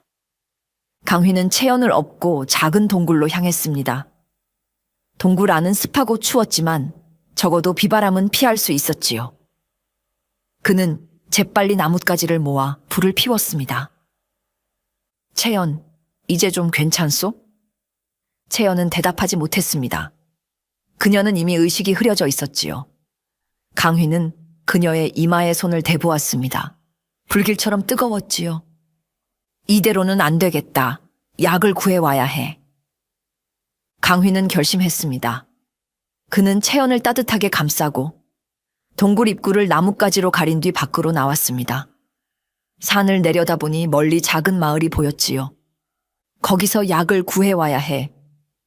그러나 마을에 내려간다는 것은 큰 위험을 감수하는 일이었습니다. 추격자들이 그곳을 지키고 있을지도 모르니까요. 하지만 채연을 살리기 위해서는 그 위험을 무릅써야 했습니다. 강휘는 마음을 다잡고 산을 내려갔습니다. 그는 가능한 한 사람들의 눈에 띄지 않도록 조심했지요. 마을에 도착했을 때는 이미 해가 저물고 있었습니다. 마을은 생각보다 컸습니다. 강휘는 약재상을 찾아 골목을 헤매었지요. 마침내 그는 한 작은 약방을 발견했습니다. 무얼 찾으시오? 노인 약재상이 물었습니다. 강휘는 조심스럽게 대답했지요. 아내가 고열에 시달리고 있습니다. 기침도 심하고 온몸이 떨립니다. 노인은 강휘를 자세히 살폈습니다. 그의 지친 모습과 초조한 눈빛에서 진심을 읽었는지 노인은 고개를 끄덕였지요. 열병이군요. 이 약을 다려 먹이면 도움이 될 겁니다. 노인은 여러 약재를 봉지에 담아주었습니다. 강휘는 감사히 돈을 내고 약을 받았지요. 이제 빨리 돌아가야 했습니다. 그러나 약방을 나서는 순간 강휘는 등골이 오싹해졌습니다. 거리 건너편에 익숙한 얼굴들이 보였지요. 정무영을 비롯한 추격대가 마을을 순찰하고 있었던 것입니다. 제기랄. 강휘는 재빨리 몸을 숨겼습니다. 그는 최대한 눈에 띄지 않게 골목을 따라 움직였지요. 하지만 운이 나빴습니다. 모퉁이를 돌던 순간 그는 정면으로 한 관병과 마주쳤지요. 너. 관병이 소리치기도 전에 강휘는 재빨리 그의 입을 막았습니다. 하지만 이미 늦었지요. 다른 관병들이 이쪽을 향해 달려오고 있었습니다. 거기 서라. 배신자 강휘가 아닌가. 강휘는 더 이상 숨을 수 없었습니다. 그는 약봉지를 단단히 허리춤에 메고 검을 빼들었지요. 나는 그저 지나가는 농부일 뿐이요. 하지만 관병들은 그의 말을 믿지 않았습니다. 그들은 검을 뽑아들고 그를 둘러쌌지요. 배신자 강휘, 왕의 명으로 체포한다. 강휘는 눈을 감고 깊은 숨을 들이마셨습니다. 그리고 번개처럼 빠른 동작으로 앞에 선 관병의 검을 쳐냈지요. 순식간에 3명의 관병이 쓰러졌습니다. 저 자를 잡아라. 더 많은 관병들이 몰려들었습니다. 강휘는 필사적으로 싸웠지요. 그의 검은 마치 살아있는 것처럼 움직였고 관병들은 그의 검술에 제대로 대적하지 못했습니다. 하지만 숫자는 압도적이었습니다. 10명, 20명. 계속해서 관병들이 몰려들었지요. 강휘는 점점 지쳐갔습니다. 그때 익숙한 목소리가 들렸습니다. 강휘, 네가 정말로 그런 짓을 저질렀더냐? 정무영이었습니다. 그는 부하들을 뒤로 물리고 혼자 앞으로 나섰지요. 그의 눈에는 분노와 실망, 그리고 슬픔이 묻어 있었습니다. 스승님. 강휘의 마음이 무거워졌습니다. 그는 정무영을 존경했고 그에게 배신자로 낙인 찍히는 것이 가슴 아팠지요. 왜 그랬느냐? 왕의 신임을 받던 네가 어찌하여 그런 배신을 저질렀느냐? 정무영의 목소리는 떨렸습니다. 강휘는 잠시 망설이다 대답했지요. 제가 배신한 것은 왕이 아니라 저 자신의 마음입니다. 진정한 사랑 앞에서 저는 어쩔 수 없었습니다. 정무영의 눈이 커졌습니다. 사랑? 네가 왕의 여인을 사랑한다고? 네, 그렇습니다. 그리고 그녀도 저를 사랑합니다. 정무영은 검을 들어 올렸습니다. 어리석은 놈, 그런 사랑은 죽음을 부를 뿐이다. 두 사람 사이에 검이 부딪히는 소리가 울려 퍼졌습니다. 스승과 제자의 대결, 그것은 가슴 아픈 싸움이었지요. 그들은 서로의 검술을 너무나 잘 알고 있었기에 어느 쪽도 쉽게 이길 수 없었습니다. 항복하고 돌아가자 강휘, 아직 늦지 않았다. 정무영이 말했습니다. 하지만 강휘는 고개를 저었지요. 돌아갈 수 없습니다. 채연과 함께 자유롭게 살겠다는 제 결심은 바뀌지 않을 것입니다. 정무영의 눈에 분노가 일었습니다. 그렇다면 내 손으로 너를 처단하겠다. 정무영의 검이 빛나며 강휘를 향해 날아왔습니다. 강휘는 간신히 몸을 피했지만 날카로운 검날이 그의 왼쪽 어깨를 베고 지나갔지요. 간결한 통증이 그를 덮쳤습니다. 강휘는 왼팔에 힘이 빠지는 것을 느꼈습니다. 피가 흘러내렸지요. 하지만 그는 여전히 검을 놓지 않았습니다. 이 정도로는 날 막을 수 없습니다, 스승님. 강휘는 오른손으로 검을 더 단단히 움켜쥐었습니다. 그리고 마지막 힘을 다해 스승을 향해 달려들었지요. 두 검이 부딪히는 소리가 골목에 울려 퍼졌습니다. 강휘는 스승의 검을 밀어내고 빠르게 몸을 돌려 도망쳤습니다. 그는 좁은 골목길을 통해 관병들을 따돌렸지요. 하지만 그의 어깨에서는 계속해서 피가 흘러내렸습니다. 채연, 내가 가야 해. 강휘는 끝까지 포기하지 않고 산으로 향했습니다. 그의 뒤로는 관병들의 함성이 들렸지만 그는 이미 어둠 속으로 사라졌지요. 밤이 깊어질 무렵 강휘는 간신히 동굴에 도착했습니다. 그의 얼굴은 창백했고 온몸은 땀으로 젖어 있었지요. 하지만 그는 허리춤에 단단히 묶어둔 약봉지를 꺼내들었습니다. 채연, 약을 가져왔소. 채연은 여전히 고열에 시달리고 있었습니다. 강휘는 마지막 힘을 다해 약을 다리기 시작했지요. 그의 어깨에서는 계속해서 피가 흘렀지만 그는 자신의 상처보다 채연의 병을 먼저 걱정했습니다. 약을 다린 후 강휘는 채연의 입에 조심스럽게 약을 흘려 넣었습니다. 채연은 무의식 중에도 약을 삼켰지요. 강휘는 그녀의 이마를 닦아주며 밤을 지새웠습니다. 제발 좀 나아지기를. 그는 속으로 기도했습니다. 그리고 자신의 상처는 간단히 천으로 동염했지요. 그는 자신의 고통보다 채연의 회복이 먼저였습니다. 다음 날 아침 채연의 열이 조금 내렸습니다. 그녀는 천천히 눈을 떴지요. 강휘님. 그녀의 희미한 목소리에 강휘는 기쁨의 눈물을 흘렸습니다. 채연, 정신이 들었소? 어떻소? 채연은 희미하게 미소 지었습니다. 조금 나아진 것 같아요. 그때 그녀는 강휘의 어깨에 감긴 천에 피가 묻어 있는 것을 발견했습니다. 당신 다쳤어요? 강휘는 쓴웃음을 지었습니다. 조금 긁혔을 뿐이요. 걱정하지 마시오. 하지만 채연은 그의 말을 믿지 않았습니다. 그녀는 약한 몸으로 일어나 강휘의 상처를 살폈지요. 이건 긁힌 게 아니에요. 깊은 상처잖아요. 채연의 눈에 눈물이 고였습니다. 강휘는 그녀의 손을 잡았지요. 약을 구하러 갔다가 조금 다쳤을 뿐이요. 당신이 나아지면 나도 금방 나을 거요.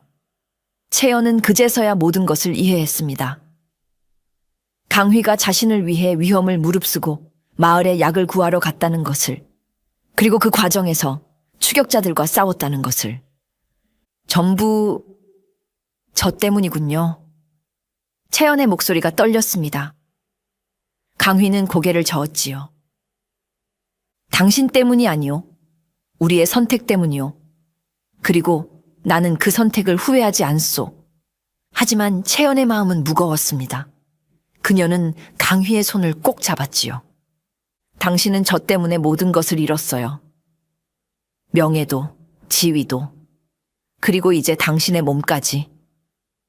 강휘는 그녀의 눈물을 닦아주었습니다. 내가 잃은 것보다 얻은 것이 더 많소. 그대와의 사랑, 그것은 내가 가진 모든 것보다 더 값진 것이오. 그의 진심 어린 말에 채연은 더욱 슬퍼졌습니다. 하지만 이렇게 계속 도망다니다가는 언젠가는 잡힐 거예요. 그때가 오더라도 나는 그대와 함께 할 것이오. 죽음이 우리를 갈라놓을 때까지. 강휘의 말에 채연의 눈에서 눈물이 흘렀습니다. 그녀는 조심스럽게 그의 상처를 살폈지요. 이제 제가 당신을 돌볼 차례예요. 조금만 기다리세요. 채연은 약봉지에서 남은 약재를 꺼내 상처에 바를 연고를 만들었습니다. 그녀는 어릴 적 의원에게 배운 지식을 떠올리며 정성껏 강휘의 상처를 치료했지요. 따끔할 거예요. 채연은 부드럽게 연고를 상처에 발랐습니다. 강휘는 통증을 느꼈지만 그녀의 부드러운 손길에 마음이 평안해졌지요. 이 정도는 아무것도 아니오. 내가 당신을 위해 감당하지 못할 고통은 없소. 채연은 상처를 깨끗한 천으로 다시 감쌌습니다. 그리고 그의 손을 꼭 잡았지요. 고마워요. 나를 구해준 것, 나와 함께 해준 것, 모든 것에 감사해요. 강휘는 그녀의 손을 자신의 가슴에 가져다 대었습니다. 이 심장이 뛰는 한 나는 당신을 지킬 것이오. 그대와 함께라면 무엇도 두렵지 않소. 두 사람은 서로를 바라보며 미소 지었습니다. 비록 그들의 몸은 아팠지만 마음만은 그 어느 때보다 단단하게 연결되어 있었지요. 그렇게 며칠이 지났습니다. 채연의 병은 점점 나아졌고 강휘의 상처도 조금씩 아물어갔지요. 그들은 서로를 간호하며 더욱 깊은 사랑을 나누었습니다. 우리가 이 모든 것을 벗어나면 어떤 삶을 살고 싶으세요? 하루는 채연이 강휘에게 물었습니다. 강휘는 잠시 생각하더니 대답했지요. 나는 작은 집을 짓고 싶소. 꽃과 나무가 많은 마당이 있는 집. 그리고 그곳에서 당신과 함께 평화롭게 살고 싶소. 채연은 그의 꿈에 미소 지었습니다. 저도 그런 삶을 꿈꿔요. 아침에 일어나 꽃향기를 맡으며 저녁에는 당신과 함께 달을 보는 삶. 두 사람은 같은 꿈을 꾸고 있었습니다. 그들은 서로의 손을 꼭 잡고 언젠가 그 꿈이 이루어질 것이라고 믿었지요. 이제 곧 떠날 수 있을 것 같소. 당신의 병이 다 나으면 우리는 다시 남쪽으로 향할 거요. 강휘가 말했습니다. 채연은 고개를 끄덕였지요. 네, 이제 많이 나아졌어요. 곧 떠날 수 있을 거예요. 두 사람은 희망을 품고 앞으로의 여정을 준비했습니다. 하지만 그들이 알지 못하는 사이 위험은 점점 더 가까이 다가오고 있었지요. 채연의 병이 완전히 나은 지 사흘이 지났을 무렵 강휘와 채연은 동굴을 떠나 다시 남쪽으로 향했습니다. 그들은 이제 좀 더 조심하게 되었지요. 강휘는 추격자들이 여전히 그들을 찾고 있다는 것을 알았습니다. 조금만 더 가면 산 너머에 작은 절이 있어. 그곳에서 하룻밤 묵으면 좋을 것 같소. 강휘가 말했습니다. 채연은 고개를 끄덕였지요. 그들은 하루 종일 걸어 해가 질 무렵 작은 절에 도착했습니다. 절은 산 중턱에 자리 잡고 있었고 소박하지만 평화로워 보였습니다. 절 앞에는 나이든 스님이 서 있었지요. 어서 오시오, 나그네들이여. 무엇을 도와드릴까요? 스님이 미소 지으며 물었습니다. 강휘는 공손히 절을 하고 말했지요. 스님, 저희는 길을 가던 부부입니다. 하룻밤만 묵어가도 될까요? 스님은 잠시 두 사람을 살폈습니다. 그의 눈빛이 무언가 의심스러운 듯 했지만 이내 미소 지으며 고개를 끄덕였지요. 물론이지요. 부처님의 자비는 모든 이에게 열려 있소. 저를 따라오시오. 스님은 그들을 작은 방으로 안내했습니다. 방은 소박했지만 깨끗했고 두 사람이 쉬기에 충분했지요. 감사합니다, 스님. 채연이 감사 인사를 전했습니다. 스님은 고개를 끄덕이고 나갔지요. 오늘 밤은 여기서 잘 쉬고 내일 새벽에 출발하자. 강휘가 말했습니다. 채연은 동의했지요. 그들은 그날 저녁 절에서 제공한 소박한 식사를 하고 일찍 잠자리에 들었습니다. 그런데 한밤중 강휘는 이상한 소리에 잠에서 깨어났습니다. 그는 경계하며 귀를 기울였지요. 절 바깥에서 말발굽 소리와 사람들의 목소리가 들렸습니다. 채연, 일어나시오. 강휘는 채연을 깨웠습니다. 채연은 잠에서 깨어 놀란 눈으로 강휘를 바라보았지요. 무슨 일이에요? 누군가 왔소. 우리를 찾는 것 같소. 강휘는 조용히 창문 너머를 살폈습니다. 그의 예감은 맞았습니다. 절 앞에는 관병들이 모여 있었고 그들 앞에 선 스님은 무언가를 이야기하고 있었지요. 저기 작은 방에 젊은 부부가 묵고 있습니다. 아마 당신들이 찾는 사람들일 겁니다. 스님의 말이 들려왔습니다. 강휘의 얼굴이 굳어졌지요. 배신당했소. 스님이 우리를 관병들에게 알려준 것 같소. 채연의 얼굴이 창백해졌습니다. 어떡하죠? 서둘러 이곳을 떠나야 하오. 뒷문으로 나가자. 두 사람은 서둘러 짐을 챙겼습니다. 강휘는 조심스럽게 방문을 열고 복도를 살폈지요. 복도는 비어 있었습니다. 이쪽이요. 강휘는 채연의 손을 잡고 복도를 따라 조용히 움직였습니다. 그들은 절의 뒷문을 찾아 빠져나가려 했지요. 하지만 뒷문에 다다랐을 때 그들은 충격적인 광경을 마주했습니다. 정무영과 10여 명의 관병들이 이미 그곳을 지키고 있었던 것입니다. 도망칠 곳은 없다, 강휘. 정무영이 말했습니다.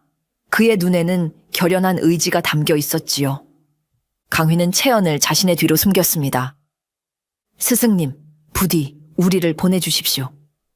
하지만 정무영은 고개를 저었습니다. 그럴 수 없다. 왕의 명령이다. 너희는 반드시 한양으로 돌아가야 한다. 강휘는 절망감을 느꼈습니다. 그는 주위를 둘러보았지요. 절의 뒷문 주변은 이미 관병들로 둘러싸여 있었고 앞문에도 관병들이 있었습니다. 빠져나갈 곳이 없었지요. 채연, 내 뒤에 꼭 붙어 있으시오. 강휘는 검을 뽑아들었습니다. 그는 마지막까지 포기하지 않을 것이었지요. 포기하거라, 강휘. 더 이상의 피 흘림은 원치 않는다. 정무영이 말했습니다. 하지만 강휘는 단호했지요. 저는 포기할 수 없습니다. 채연과 함께 자유롭게 살 것입니다. 정무영의 얼굴이 굳어졌습니다. 그렇다면 어쩔 수 없구나. 그는 손을 들어 신호를 보냈습니다.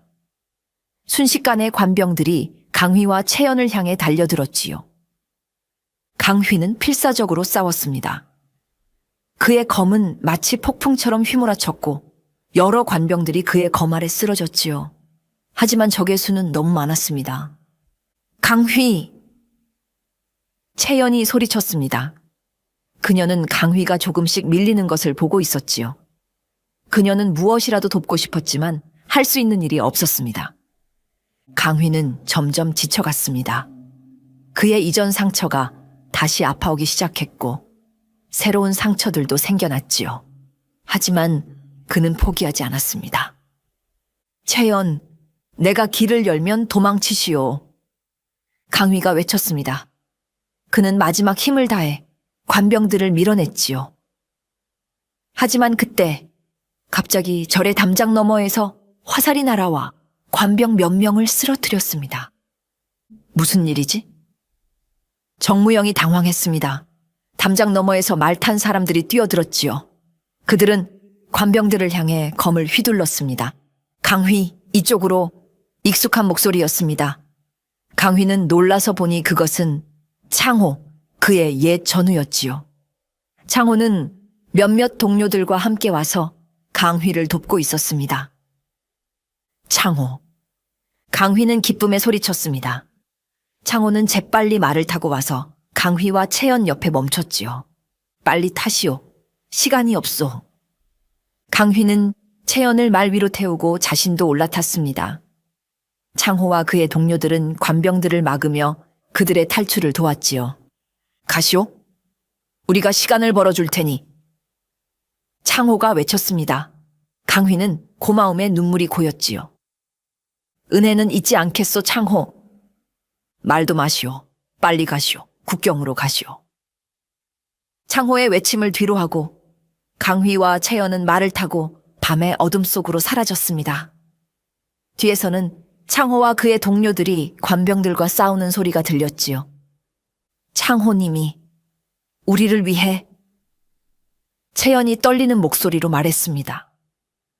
강휘는 눈물을 참으며 고개를 끄덕였지요.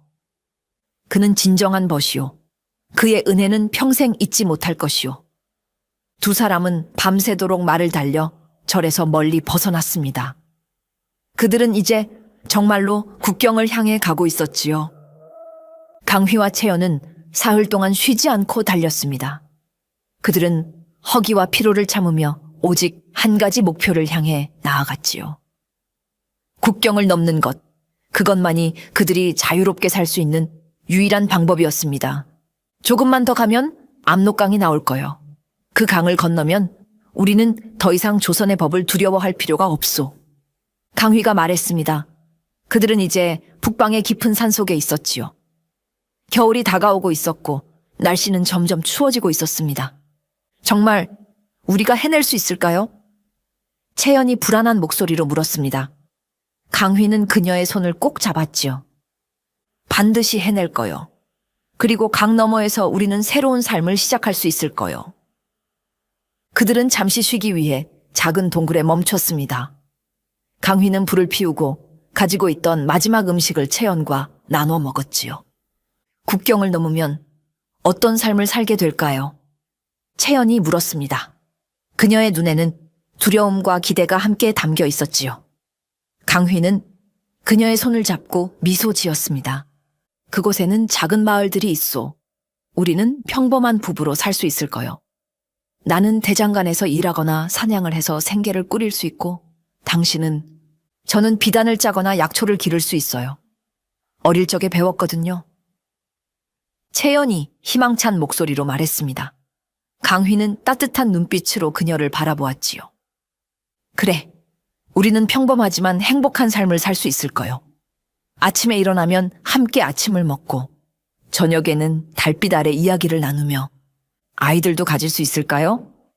채연의 질문에 강휘는 잠시 말을 잃었습니다. 그리고 곧 환하게 웃었지요. 물론이요.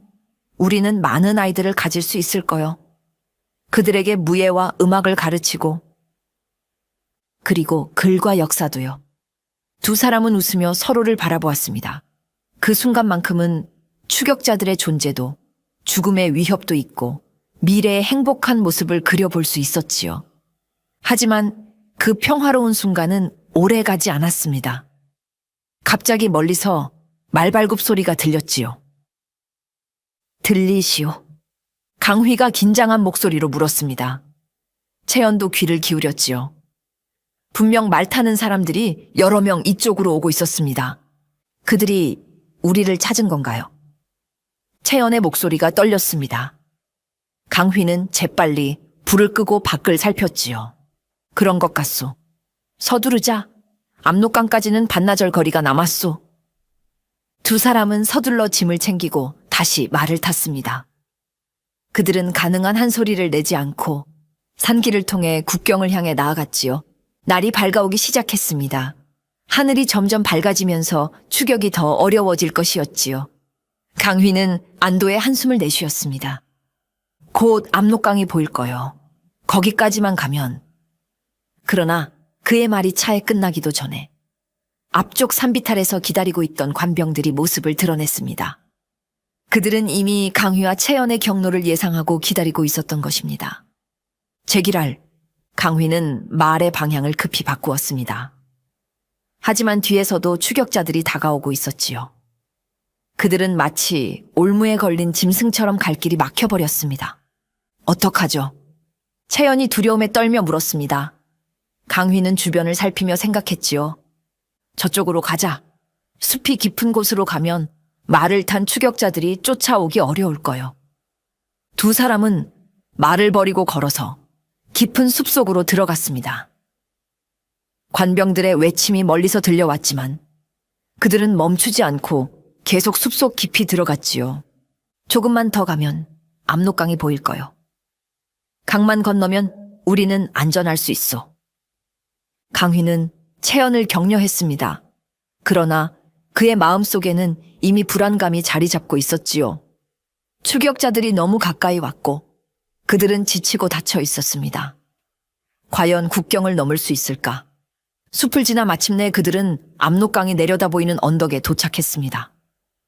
겨울이 다가오는 압록강은 차갑고 거칠었지만 그들에게는 자유를 향한 마지막 관문이었지요. 저기요, 저기 강이 보여요. 채연이 희망에 차서 외쳤습니다. 강휘도 안도의 한숨을 내쉬었지요. 이제 강만 건너면 돼요. 조금만 더.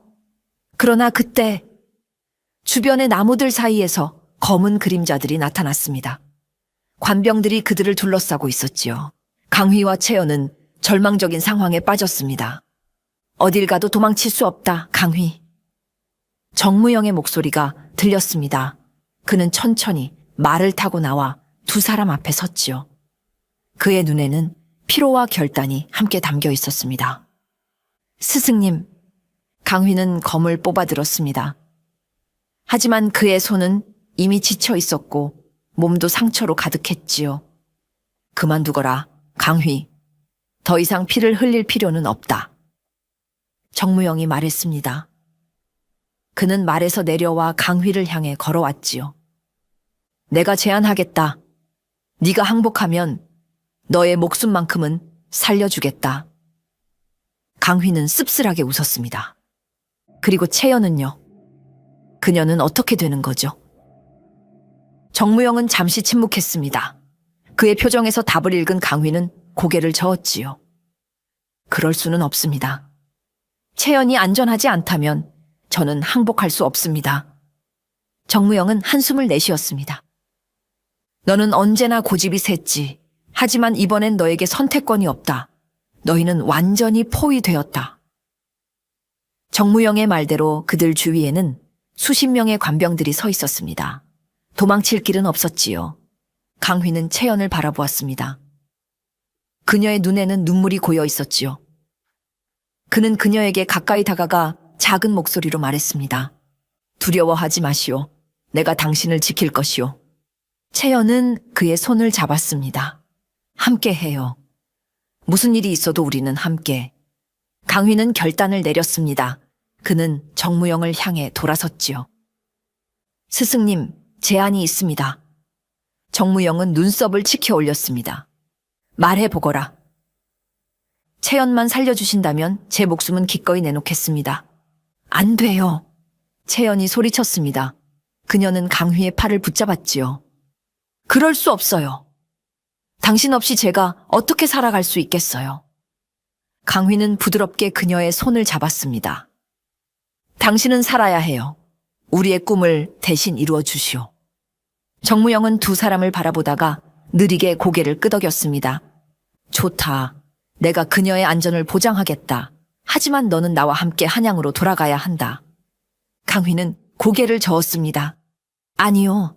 채연을 강 건너로 보내주십시오. 그녀가 국경을 넘어 안전해진 것을 제가 직접 확인한 후에 제 목숨을 내놓겠습니다. 정무영은 잠시 생각하더니 마침내 동의했습니다. 좋다. 하지만 그녀가 국경을 넘는 순간 너는 항복해야 한다. 강휘는 고개를 끄덕였습니다. 그의 눈에는 이미 결단이 서 있었지요. 안 돼요. 강휘님, 이렇게 할 수는 없어요. 채연은 눈물을 흘리며 항의했습니다. 그녀는 강휘의 손을 꼭 붙잡고 놓지 않았지요. 저는 당신과 함께 죽겠어요. 당신 없이 살아가느니 차라리. 강휘는 그녀의 말을 부드럽게 막았습니다. 채연, 들어보시오. 우리의 사랑이 진정으로 그리고 영원히 이 세상에 남기 위해서는 당신이 살아남아야 하오. 하지만 당신이 살아있다면 우리의 사랑도 살아있는 것이요. 당신이 자유롭게 살아간다면 내 영혼도 자유로울 것이요. 강휘는 품속에서 작은 보따리를 꺼냈습니다. 그것은 그가 항상 가지고 다니던 소중한 물건이었지요. 이것을 가지시오. 내 어머니가 남긴 유품이요.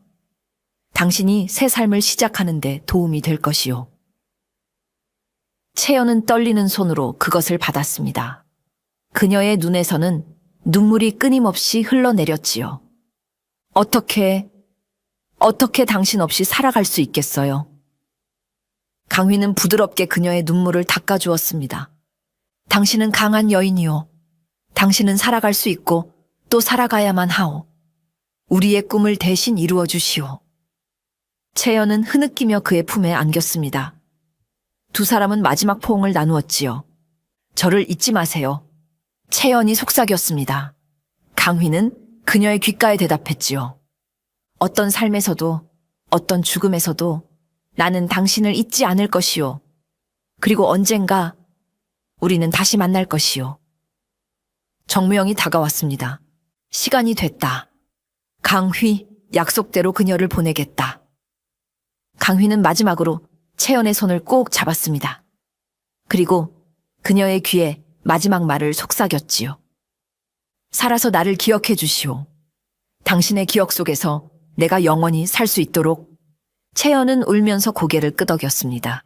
그녀는 강휘의 얼굴을 양손으로 감싸쥐고 마지막 입맞춤을 나누었지요.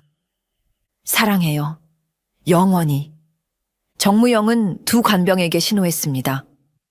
그들은 채연을 데리고 압록강으로 향했지요. 강휘는 움직이지 않고 서서 채연이 떠나는 모습을 지켜보았습니다. 채연은 계속해서 뒤를 돌아보며 강휘를 바라보았습니다. 그녀의 모습이 점점 멀어질수록 강휘의 마음은 더욱 무거워졌지요. 하지만 그는 미소를 지었습니다. 채연이 마지막으로 보게 될 자신의 모습이 슬픈 얼굴이 아니길 바랐기 때문입니다. 관병들은 채연을 배에 태웠습니다. 그녀는 강 건너편으로 천천히 건너가기 시작했지요. 강휘는 그녀가 안전하게 건너갈 때까지 한 걸음도 움직이지 않았습니다.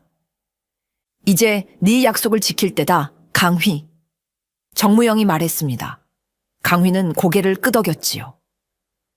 하지만 그의 눈은 여전히 강 건너편에 있었습니다. 채연이 마침내 강 건너편에 도착하자 강휘는 안도의 한숨을 내쉬었습니다. 이제 그녀는 안전하오. 하지만 그때 강휘의 눈에 이상한 광경이 보였습니다. 강 건너편에도 관병들이 기다리고 있었던 것입니다. 그들은 배에서 내린 채연을 붙잡았지요. 아니, 약속이 어떻게 된 거요? 강휘가 분노와 충격에 차서 외쳤습니다. 정무영은 차갑게 대답했지요. 왕의 명령이다. 두 사람 모두 한양으로 돌아가야 한다. 강휘의 눈에서 불길이 일었습니다. 그는 일순간에 검을 뽑아들었지요. 당신이 날 속였군요. 정무영은 한숨을 내쉬었습니다. 이것은 내 뜻이 아니다. 하지만 왕의 명령은 거역할 수 없다. 강휘는 이미 결단을 내렸습니다. 그는 정무영을 향해 검을 겨누었지요. 채연을 풀어주지 않는다면 당신들 모두 여기서 죽을 것이오. 강휘의 선언과 함께 전투가 시작되었습니다. 그는 더 이상 자신의 목숨을 아끼지 않았지요. 오직 한 가지 목표만 있었습니다. 채연이 다시 강을 건너 도망칠 수 있도록 시간을 벌어주는 것. 잡아라! 그를 생포하라. 정무영이 명령했습니다. 수십 명의 관병들이 강휘를 향해 달려들었지요. 하지만 강휘는 마치 폭풍과 같았습니다. 그의 검은 눈부시게 빛나며 관병들을 쓰러뜨렸습니다. 채연, 도망쳐요, 어서. 강휘는 강 건너편을 향해 외쳤습니다. 채연은 관병들에게 붙잡혀 있었지만 강휘의 필사적인 싸움을 보고 있었지요. 그녀도 힘을 내어 관병들의 소나귀에서 벗어나려 했습니다. 강휘는 강변으로 달려가며 관병들과 싸웠습니다. 그의 목표는 강 건너편에 도달하는 것이었지요. 채연에게 가까이 가기 위해 그는 자신의 모든 것을 걸고 싸웠습니다. 정무영은 부하들에게 명령했습니다. 활을 쏴라! 그를 막아라! 화살이 비처럼 쏟아졌습니다. 강휘는 몇 발의 화살을 피했지만 결국 한 발이 그의 다리를 관통했지요. 그는 비틀거렸지만 멈추지 않았습니다. 채연, 조금만 더 버텨요. 강휘는 계속해서 앞으로 나아갔습니다. 그는 관병 여럿을 쓰러뜨리고 강가에 도달했지요. 이제 그는 물에 뛰어들어 헤엄쳐 건너가야 했습니다. 그러나 그때 정무영이 그의 앞을 막아섰습니다. 더 이상은 안 된다, 강휘. 비켜주십시오, 스승님. 제발. 강휘의 목소리는 간절했습니다. 하지만 정무영은 검을 들어 올렸지요. 미안하다, 제자야. 하지만 이것이 내 임무다. 두 사람의 검이 부딪혔습니다. 스승과 제자, 한때는 서로를 가장 신뢰했던 두 사람의 마지막 대결이었지요. 강휘는 이미 여러 상처로 약해져 있었지만 그의 의지만은 불타올랐습니다. 스승님, 당신은 언제나 저에게 정의를 가르치셨습니다. 사랑을 위해 싸우는 것, 그것이 진정한 무사의 길이 아닙니까? 정무영의 눈에 잠시 흔들림이 보였습니다. 하지만 그는 검을 내리지 않았지요. 그래, 나는 너에게 그렇게 가르쳤다. 하지만 나는 또한 충성을 가르쳤다. 왕에 대한 충성을. 저는 제 마음에 충실했을 뿐입니다. 두 사람은 계속해서 검을 주고받았습니다. 강휘는 점점 지쳐가고 있었지요. 그의 몸에는 이미 여러 상처가 있었고 새로운 상처들도 생겨났습니다. 그러나 그는 포기하지 않았습니다. 채연을 향한 그의 사랑이 그에게 마지막 힘을 주었지요. 강 건너편에서 채연도 필사적으로 싸우고 있었습니다. 그녀는 관병들의 소나귀에서 벗어나 강변으로 달려갔지요. 강휘, 그녀의 외침이 들렸습니다. 강휘는 그 소리에 희망을 얻었습니다. 그는 정무영을 밀어내고 강을 향해 달렸지요. 하지만 그때 정무영의 검이 그의 등을 관통했습니다. 강휘는 무릎을 꿇었습니다. 그의 시야가 흐려지기 시작했지요. 하지만 그의 눈은 여전히 강 건너편의 채연을 찾고 있었습니다. 채연, 도망쳐요. 그의 목소리는 점점 약해졌지만 그의 의지만은 강했습니다. 그는 다시 일어서려 했지요. 하지만 이번에는 더 많은 화살이 그를 향해 날아왔습니다. 한 발, 두 발. 화살이 그의 몸을 관통했습니다. 강휘는 마침내 쓰러졌지요. 그러나 그의 눈은 여전히 열려 있었습니다. 그는 마지막으로 채연을 찾았습니다. 강 건너편에서 채연도 그를 보고 있었습니다. 그녀의 얼굴에는 눈물이 가득했지요. 그녀는 강휘를 향해 손을 뻗었습니다. 강휘, 안 돼. 제발. 하지만 그녀의 외침은 강을 건너지 못했습니다. 강휘는 마지막 힘을 다해 미소를 지었습니다. 그는 채연에게 마지막 메시지를 전하고 싶었지요. 살아가시오, 내 사랑. 그의 마지막 말은 바람에 실려 사라졌습니다. 강휘의 눈이 천천히 감겼지요. 강 건너편에서 채연은 관병들의 소나귀에서 벗어나 다시 잡히기를 반복했습니다.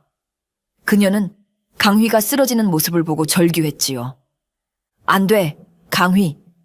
그녀의 비명은 하늘을 찢었습니다. 그 순간 갑자기 강 건너편에서 또 다른 말발굽 소리가 들려왔지요. 창호와 그의 동료들이 마지막 희망을 가지고 도착한 것입니다. 채연, 이쪽으로. 창호가 외쳤습니다. 관병들이 당황하는 사이 채연은 마지막 힘을 다해 그들에게 달려갔지요. 창호는 그녀를 말 위로 끌어올렸습니다. 그는 우리가 도망칠 시간을 벌어주었소. 그의 희생을 헛되게 해서는 안 돼요. 창호의 말에 채연은 눈물을 삼켰습니다. 그녀는 마지막으로 강 건너편을 바라보았지요. 강휘의 모습은 이미 보이지 않았습니다. 오직 관병들만이 그 자리를 둘러싸고 있었지요. 강휘. 그녀의 입술이 떨렸습니다. 하지만 그녀는 알고 있었습니다. 강휘가 자신을 위해 목숨을 바쳤다는 것을, 그의 희생을 헛되게 해서는 안 된다는 것을. 가요. 채연은 마음을 다잡고 고개를 돌렸습니다. 창호와 그의 동료들은 그녀를 데리고 국경을 넘어 깊은 산속으로 들어갔지요. 그들은 조선의 관병들이 더 이상 쫓아올 수 없는 곳까지 달렸습니다. 세월이 흘렀습니다. 채연은 중국의 작은 마을에 정착했지요. 그곳은 압록강에서 멀지 않은 산골 마을이었습니다. 그녀는 강휘가 준 유품으로 작은 집을 마련했고 약초를 기르고 비단을 짜며 살아갔지요. 처음에는 너무나 슬퍼 매일 밤을 울며 보냈습니다. 하지만 시간이 흐르면서 그녀는 강휘의 마지막 말을 떠올렸지요. 살아가시오, 내 사랑. 채연은 살기로 결심했습니다. 강휘의 희생을 헛되게 하지 않기 위해, 그리고 그들의 사랑을 영원히 간직하기 위해서였지요. 그녀는 매일 저녁 해가 질 무렵이면 집 앞 언덕에 올라 압록강 방향을 바라보았습니다. 그곳에서 그녀는 때로는 노래를 부르고 때로는 시를 읊으며 강휘를 생각했지요. 당신을 기다립니다, 내 사랑. 달이 뜨고 지기를 1000번을 반복해도 나의 마음은 변함없이 당신을 향합니다. 이 생에서 다시 만나지 못한다 해도 다음 생에서는 반드시 함께하길 바랍니다. 마을 사람들은 그 아름다운 여인이 매일 같은 시간, 같은 자리에서 강을 바라보는 모습에 호기심을 가졌습니다. 처음에는 그저 이상한 여인이라 생각했지만 점차 그녀의 이야기가 마을에 퍼지게 되었지요. 그녀는 사랑하는 사람을 위해 조선에서 도망쳐온 여인이라오. 그녀의 연인은 그녀를 구하기 위해 목숨을 바쳤다지? 그런데도 그녀는 아직도 그를 기다린다네. 그가 어딘가에 살아있다고 믿는 것 같아. 채연의 이야기는 점점 마을의 전설이 되어갔습니다. 젊은 연인들은 그녀의 이야기에 감동받아 서로의 사랑을 맹세할 때 언덕을 찾기도 했지요. 마을 사람들은 그녀를 기다리는 여인이라 불렀습니다. 세월이 더욱 흘러 채연의 검은 머리카락에 하얀 서리가 내렸습니다. 그녀의 아름다운 얼굴에는 주름이 생겼지만 그녀의 눈빛만은 여전히 맑고 깊었지요. 그리고 그녀는 여전히 매일 저녁 언덕에 올라 강을 바라보았습니다. 어느 가을 저녁 단풍이 붉게 물든 날이었습니다. 채연은 늘 그랬듯이 언덕에 올라 강 너머를 바라보고 있었지요. 그날따라 노을이 유난히 아름다웠습니다. 강휘, 오늘 하늘이 정말 아름다워요. 당신도 볼 수 있다면 좋을 텐데. 채연은 혼잣말을 중얼거렸습니다. 그때 그녀의 뒤에서 발자국 소리가 들렸지요. 누군가 천천히 언덕을 올라오고 있었습니다. 채연은 고개를 돌렸습니다. 석양을 등지고 서 있는 한 남자의 실루엣이 보였지요. 그는 지팡이에 의지한 채 천천히 그녀를 향해 걸어오고 있었습니다. 누구신지? 채연이 물었습니다. 남자는 멈춰 서서 그녀를 바라보았지요. 그의 얼굴은 석양에 가려 잘 보이지 않았습니다. 바람이 스치자 남자가 천천히 다가왔습니다. 하지만 그의 얼굴이 보이기 전 갑자기 마을에서 종소리가 울려 퍼졌습니다. 채연이 순간 고개를 돌렸다가 다시 돌아보았을 때 이상하게도 그 남자의 모습은 보이지 않았습니다. 이상하네. 채연은 주변을 둘러보았지만 아무도 없었습니다. 단지 석양에 물든 언덕 위에 그녀 혼자만 서 있었지요. 하지만 이상하게도 그녀의 마음은 평온했습니다. 마치 오랜 친구를 만난 후의 느낌처럼 그녀의 가슴은 따뜻함으로 가득 찼지요. 그날 밤, 채연은 오랜만에 편안한 꿈을 꾸었습니다. 꿈속에서 강휘가 그녀에게 말했지요. 당신의 기다림이 헛되지 않았소. 우리의 사랑은 영원하오. 다음날 아침, 채연이 깨어났을 때 그녀의 입계는 미소가 어려 있었습니다. 그리고 이상하게도 베개 위에는 그녀가 전에 본 적 없는 작은 나무 조각이 놓여 있었지요. 그것은 연꽃 모양으로 정교하게 조각되어 있었습니다. 마을 사람들은 그날 이후로 채연이 더 이상 혼자 언덕에 오르지 않는다고 합니다. 하지만 가끔 달빛이 밝은 밤이면 언덕 위에 두 사람의 실루엣이 보인다는 이야기도 있지요. 아무도 그들이 누구인지 정말로 있는 일인지 확실히 말할 수는 없었습니다. 사람들은 이 이야기를 전설처럼 전해 내려갔습니다. 왕의 여인을 훔친 사내와 그를 위해 평생을 기다린 여인의 이야기를. 그리고 이 전설은 오늘날까지도 국경 마을에서 사랑과 희생, 그리고 영원한 기다림의 상징으로 남아있다고 합니다. 어떤 이는 강휘가 정말로 죽었다고 말합니다. 채연이 본 것은 그저 그녀의 간절한 마음이 만들어낸 환상이라고 하지요. 또 어떤 이는 정무영이 마지막 순간 제자를 살려 비밀리에 도망치게 했다고 말합니다. 심지어 어떤 이들은 강휘가 오랜 세월 동안 남쪽 섬에 유배되어 있다가 마침내 자유를 얻어 채연을 찾아왔다고 말하기도 하지요. 하지만 진실은 아무도 모릅니다. 그날 밤 채연이 본 것이 진짜 강휘였는지 아니면 그저 그리움이 만들어낸 환영이었는지는 영원히 풀리지 않는 미스터리로 남아 있습니다. 단지 확실한 것은 진정한 사랑은 죽음보다 강하다는 것. 그리고 그 사랑은 시간과 공간을 초월하여 영원히 빛난다는 것입니다. 이것으로 왕의 여인을 훔친 사내의 이야기를 마칩니다.